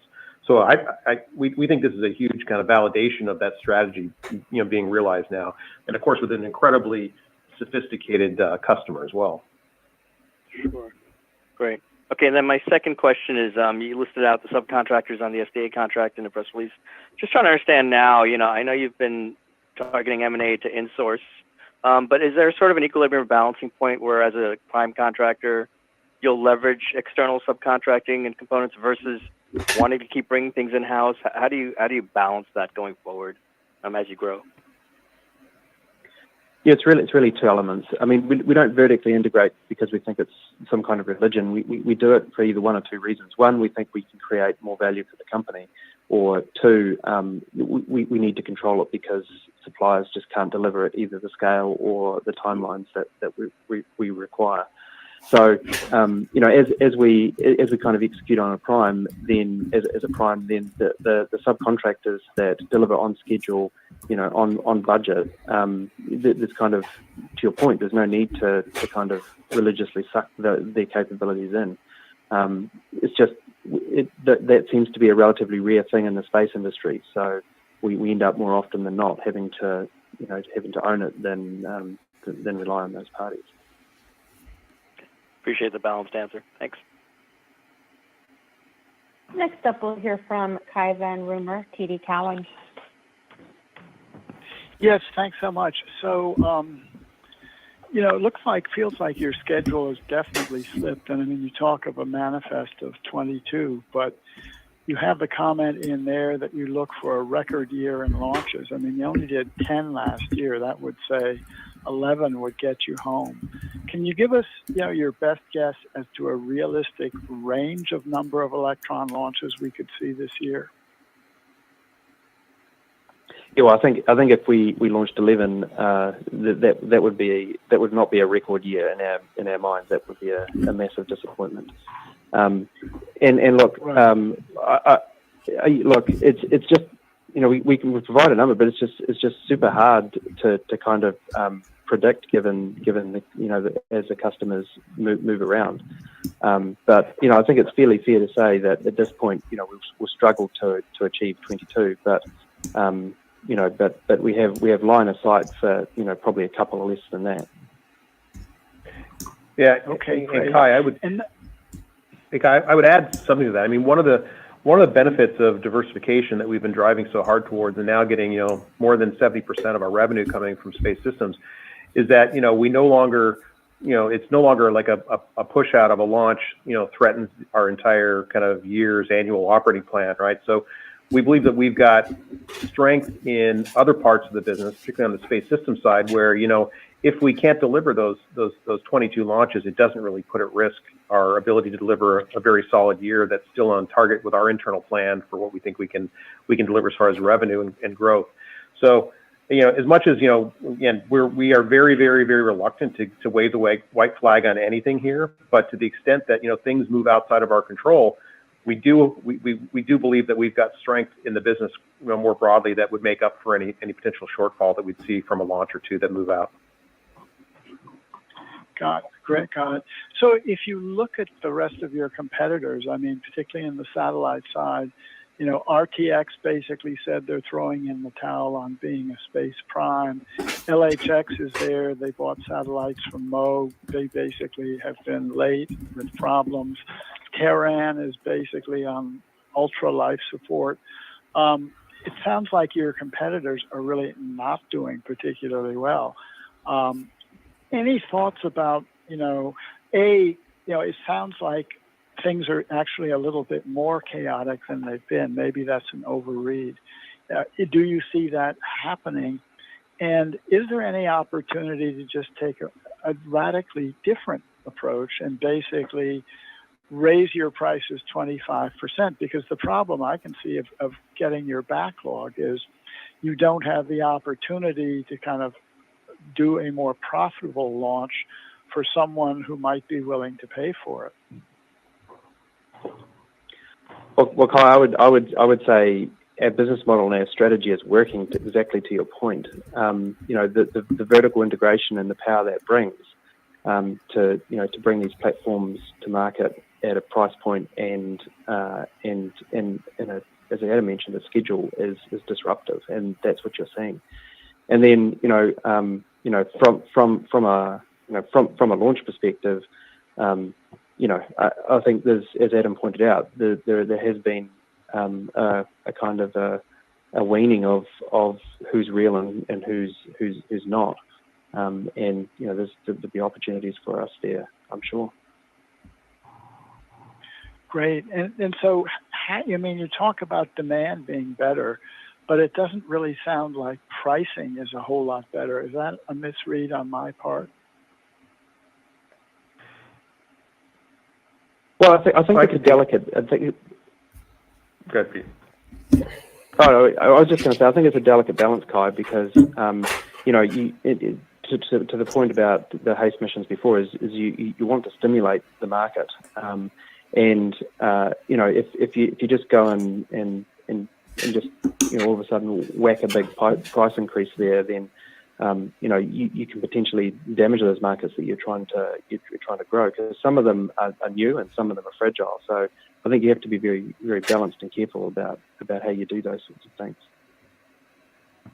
Okay, yeah, and thank you very much. I would add to that too, Kai, on the pricing side of things. If we look at what's happened with Electron pricing, it's gone nothing but up for us in the last several years, right? So if you recall, back a few years ago, we were talking about, launch prices in the 6.5 to 7, now 7 to 7.5, and now in this most recent quarter is 8.2 million. And I think you're going to continue to see, that type of trajectory on pricing as competition again, as kind of people fail to execute, and we bring an increasingly scarce, product to market. And the mix of that Electron business, as was, I think was being asked earlier with regards to the impact of things like HASTE on the overall mix. But I also think that when you look at our Photon pricing, if you look at the contracts that we're competing on, the contracts that we're winning, we're not winning on the lowest price. It's quite the opposite. Like we can oftentimes, price at a premium to our competition, again, because of the fact that we're bringing that level of vertical integration, which translates into schedule certainty and performance certainty, right? So I think that's really what is kind of playing into the strategy. So I think we're absolutely seeing pricing benefits that are accruing to us as a result of the strategy, not only of diversification, but actually the fact that we're executing, that we're vertically integrated, that we represent, strangely enough, a lower risk option for customers, despite the fact that we're a very new generation, new space company. versus some of the legacy players that you mentioned earlier in your commentary. Thank you very much. Next up is Edison Yu, Deutsche Bank. Hey, thanks for squeezing me in. Just a couple quick ones. First, on Neutron, did the Baltimore Bridge incident impact the infrastructure timeline at all? Not that we can see at this point in time, no. Okay. Then on the financials, I think the R&D was a bit low in the first quarter. Is that just a timing thing? Should we expect that to really step up in 2Q? Yeah, Edison. Yeah, absolutely. It's a timing issue. I think, it seems like all things, in our business, there's elements of lumpiness, and certainly spend timing is one of those things. So, the nature of, particularly on Neutron, with how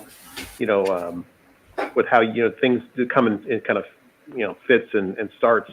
We have large, for example, prototyping expenses that may, they may end up slipping out a little bit relative to maybe where you thought they're going to be. But there will be volatility, and I think you would absolutely expect that, over, the next few quarters, we'll continue to see a march up in R&D, primarily driven by, if not entirely driven by Neutron, in kind of first flight. Understood. And just last one, on the SDA contribution, do we have any sense what that could be this year, next year? I know you said you would get some small amount, but just wondering if there's anything a bit more discrete you can maybe provide on that curve, on the launch curve. Yeah, so we're continuing to do our work. I mean, the program is certainly progressing, and with that progression, and we talked about identifying subcontractors to work with us on that program. As we kind of brought more people formally under the tent, we've gotten more color as far as kind of their timing and their ability to deliver against their milestones. So we definitely are starting to bake some of that into our operating plan for the remainder of this year. Earlier we said that we weren't in a position to really say. So it's the amount that was in the Q1 results was actually relatively, very, very small. I would call that immaterial. It's starting to become more material in the numbers that you're seeing in Q2 that we guided towards, and you'll continue to see kind of building on that as we progress through 2024. And I would say that.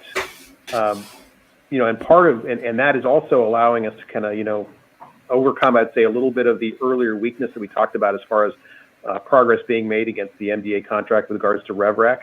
Some of that, MDA RevRec is being made up for from initial contributions from the SDA contract.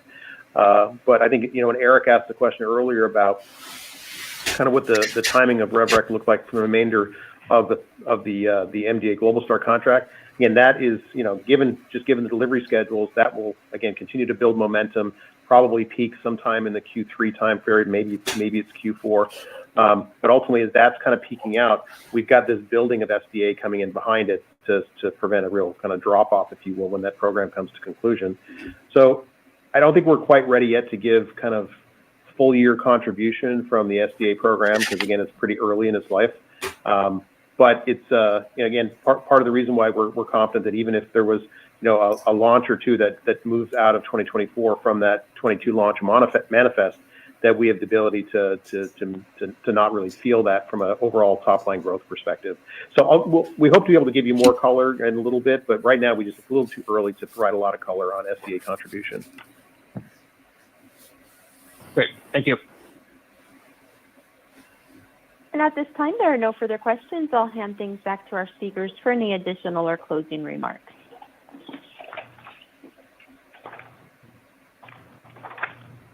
Okay, I think that wraps up today's presentation. Thank you everyone for joining us on the call. Rocket Lab will be participating in these up and coming conferences and look forward to the opportunity to share more exciting news and updates with you then. So thanks again. Once again, everyone, that does conclude today's conference. Thank you all for your participation. You may now disconnect.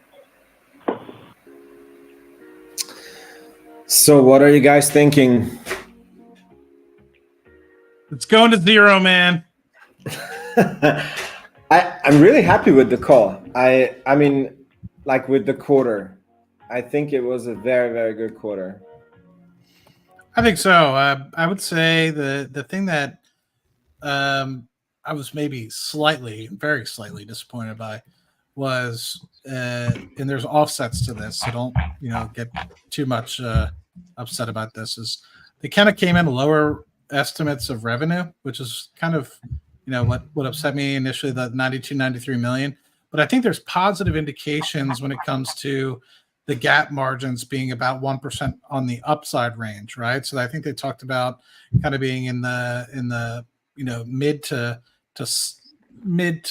going into the high 20s in terms of gap margins, and they're getting closer towards the high end of that. And then the non-gap margins, they were expecting to maybe come in at 31, 32 on the high side, and they actually came in closer to 33. So I think that's positive indications. And even still, they're talking about Solero and the longer than expected maybe drag on gross margins associated with the previous contracts that they had when they initially bought the company in 2021-2022 timeframe.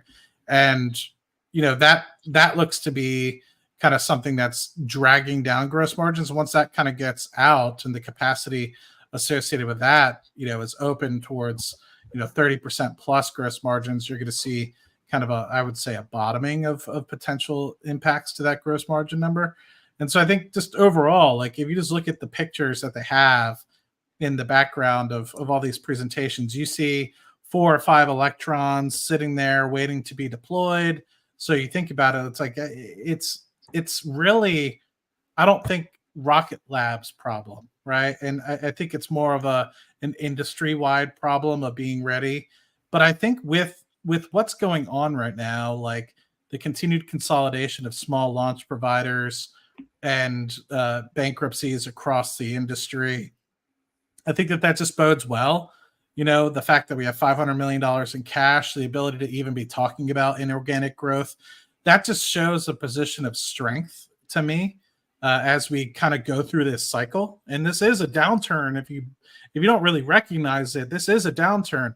Virgin Orbit went bankrupt. Astra has to go private. This is a downturn in the industry right now. And SpaceX and Rocket Lab are continuing to grow up and to the right when everyone else is consolidating. So I think that this is a positive point. They're investing through the cycle, and not only doing that, but they're doing it swimmingly with the cash burn continuing to go lower and lower every single quarter. Obviously, yes, the delay for 6 months of Neutron is not ideal. But that being said, I think the one key note there is, which I think is what Peter alluded to, which people might have skipped over, but to me, it kind of makes me feel a little bit better, is they're not planning for a one and done. They're not planning for launching Neutron once and then coming back 18 to 24 months later to launch it a second time. They're planning on, hey, we found these things that on Archimedes 1 that we think that there's these opportunities for efficiencies and different materials to potentially be utilized. Let's build that in day one. So once we actually start going on these initial launches, we can continue at pace, and not have to shut down or do a large turnaround and disrupt the assembly line. And to me, I think that that's what they've learned from Electron. That's what they're learning as they continue to scale up in terms of Neutron. And I think that's really admirable, right? Because it's almost delayed, but they're at a position right now where they have so much capital coming through. They talked about the working capital starting to actually show up for the MDA, like satellites and everything the like. So they're running at less of a cash burn than they were in the past. And so they can utilize that, now steady stream of revenue coming through from the SDA deployments to really focus on getting it right the first time. And I think it's going to pay large dividends in the future. Yeah. Scott? I mean, I think Matt nailed it. The only things that I could really add is the kind of, I guess, discrepancy between previous mention that the engine is kind of like the most simple part, and now suddenly it's the, what do they call it, the long pole or the primary driver for the entire delay. So I thought that was a little bit I don't know, inconsistent for lack of a better term, but kind of expected, kind of as we mentioned before the call. One other thing that stuck out was a few of the gentlemen in the Discord, they're mentioning, and I was looking it up as well. This is, as far as I can tell, the first time that Lockheed Martin has been mentioned as the where is it? The concentration of credit risk and significant customers. This is the first time that Lockheed Martin has been mentioned in that category at 17%. What this kind of indirectly could tell us is that this new solar supply deal is probably for Lockheed's the 2 contracts for the SDA satellites of roughly 100 satellites total. So that's almost certainly who this new customer is. Seems to be Lockheed Martin. All right. And this solar contract is brand new, right? Yes. Yeah. Because I think that this is kind of miscommunicated, or I don't know, because like, why didn't they come out like, new contract with customer, Rocket Lab secures 150 million. Like, it's so weird that they announced the $14 million contract and, $30 million contract, but they don't announce this, because I feel that it went like kind of unnoticed, and it's really big news. I mean, it's a 15% increase in their backlog. It's just big news. But keep in mind, this is just, it says up to $150 million. I was thinking the same thing as well. I'm like, why? Because right away I'm like, oh, this is what's going on with the reaction wheels, right? Because it's like a deal for 150 million, but there's only 30 million added to the backlog. So I'm like, this is probably the same setup as the reaction wheels, where it's like, oh, sure, there's a little bit in backlog, but as soon as we start, trickling all that down, it becomes explosive. But it seems like it's like 30 million is locked in. But again, I'll have to check my math, but I was like trying to manually calculate the backlog prior to the call. And if you look at what backlog was at the end of Q4, and then you look at what was recognized throughout the quarter by simply taking away the launch services and space systems revenue, and then adding in the STP contract and the Victus Hayes contract, and then now adding the $30 million in for the solar agreement, I'm getting a discrepancy between what was reported and what I thought would be of about $15 million. So I'm not sure if that, I mean, because it did say that the solar agreement was added in Q1. So I'm a little unclear of like the reduction and then the addition as far as how they're actually finding that backlog. I'll have to check my numbers or something, but like I don't know where the mistake could have been made. I've already like triple checked, and something's off by 15 million. But again, like 15 million compared to 1.1 billion. Like, okay, it's a 1.5% error, margin of error. Yeah. Yeah. Overall, I was very happy with the call, and I was especially happy, like Matt, that the answer that they gave on the Archimedes delay, it was so that it can be produced better. Like, they were not trying to rush it out to the rocket stand just to make fire. They were actually looking at how to produce it more effectively, and they have 3 other engines coming along. I was very satisfied with that answer. Then the fact about Neutron, I actually, like, it's so interesting that Peter Beck says, like, of all the things that keep me up worried at night, Neutron demand is not one of them. And I got this, like, okay, but what keeps you up at night? Like, what is it that, like, shouldn't we know that? Please disclose that.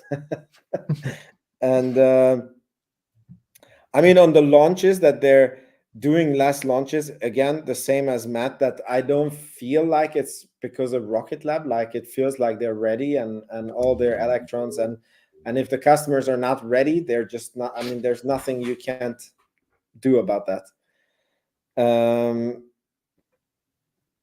Yeah, I mean, overall, I'm very happy with this call. The stock is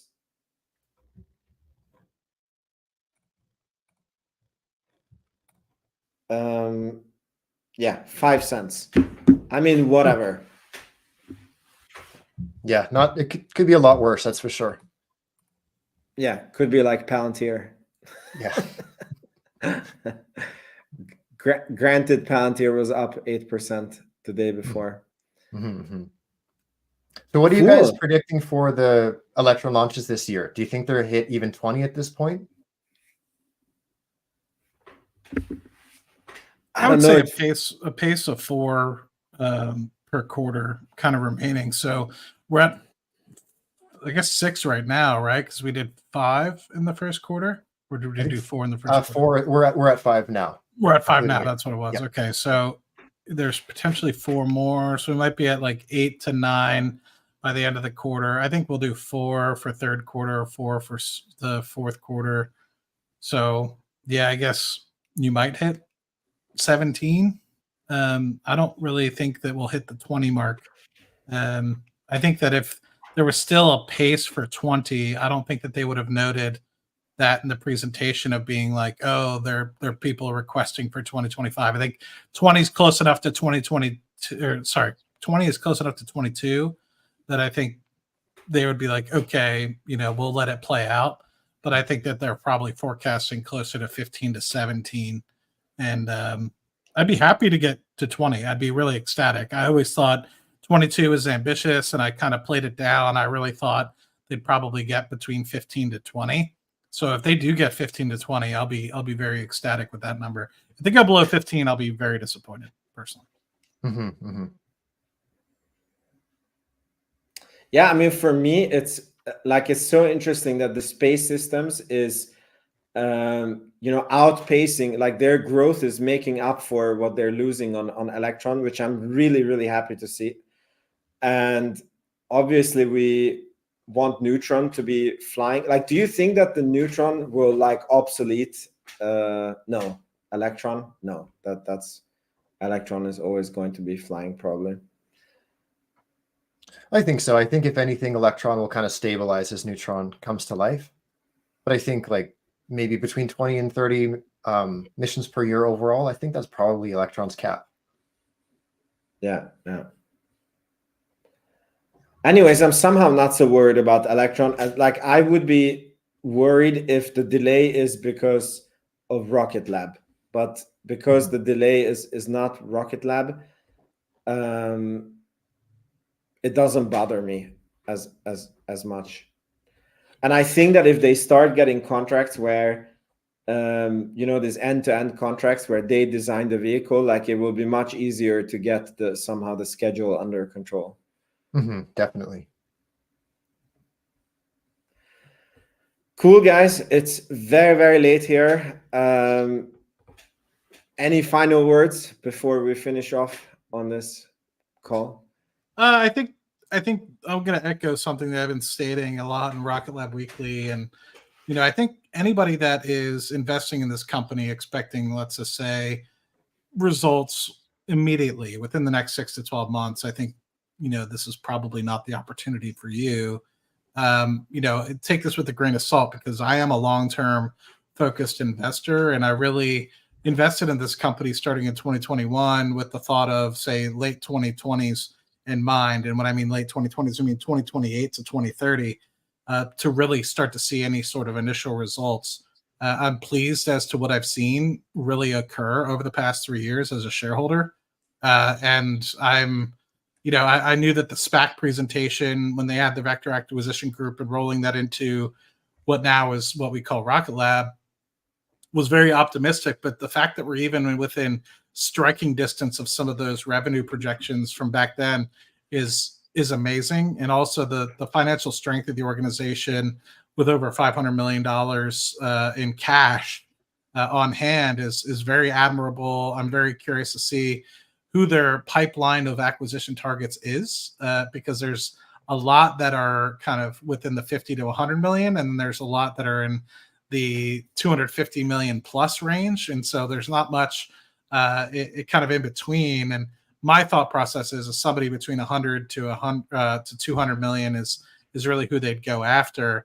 And so they've been very strategic and very good about their acquisitions to date. And so I'm very curious who's in their mind. And there's so many different companies right now.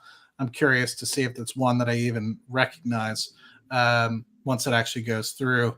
But my hope is that they don't overdo it with that, knowing that we still have a lot of capital expenditure between now and getting Neutron, solidly on the pad and launched, and I want to make sure that we have some buffer, for potential runway associated with Neutron, because it's not guaranteed, the first couple rounds for it to continue to excel at the pace of, say, Electron. And I don't want the company to get sort of what's the word I'm looking for, hot hand syndrome, where they're kind of like, oh, well, it worked for Electron, so we're good. And I think that they're realistic, so I don't anticipate that, but I just want to make sure they don't overdo it on an acquisition and say spend $400 million, and now we're only left with $150 million in runway before, say, Neutron kind of comes out.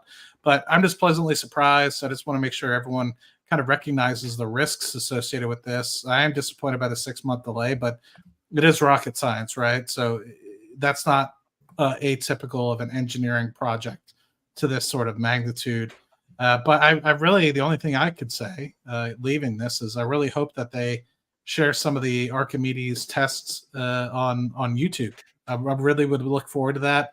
And that's really all I could say. I'm really looking to see how long of a flame and tail this thing has, considering I think they're only going to run it at 10 or 20% capacity. So I'm curious to see. Somebody was stating it earlier. That makes you think. They always talk about how it's underpowered for comparatively to Falcon 9, but that's because they're only using, say, 10 to 20% capacity. I wonder if they really needed it, what the true capacity for Neutron could be if they say were to run it at 100% capacity, or even what's more usable, say 70 or 80% capacity for the Archimedes. But anyway, it's a different story for a different day. I'd say another mark in the positive direction for Rocket Lab, and curious to hear your guys' thoughts. What do you think, Vince? Yeah, I agree with you. I was thinking about this, that if the engines could be run at full pace, then I think you would need like bigger tanks. And then you go into this like doom, like this rocket equation doom, that then you need like, like bigger tank, then it's bigger mass than you, and then, so yeah. But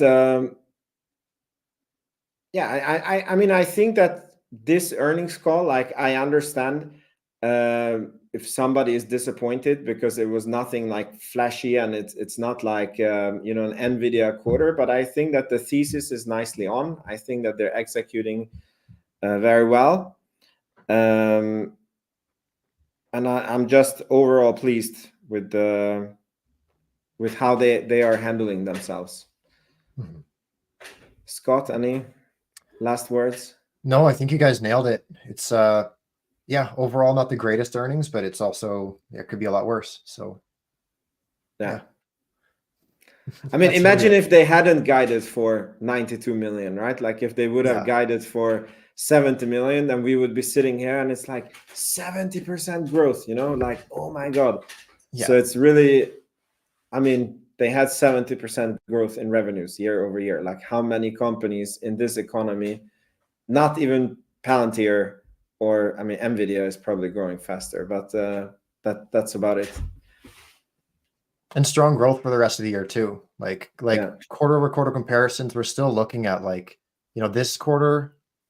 Wait, I make sure I read this right before I say it. Yeah, this quarter 70%. Next is probably going to be 50 plus. The next one 65. Yeah, maybe I'll dial that back a bit because those might need to be adjusted for the launches down a slight bit. But I mean, still, we're looking at like 50% growth for each of the subsequent quarters for the rest of the year. Like, it's hard to complain about that kind of growth, Exactly. Cool. Well, thank you so much, guys. It was a lot of fun, and yeah, see you guys around. See you guys. Yeah. Ciao.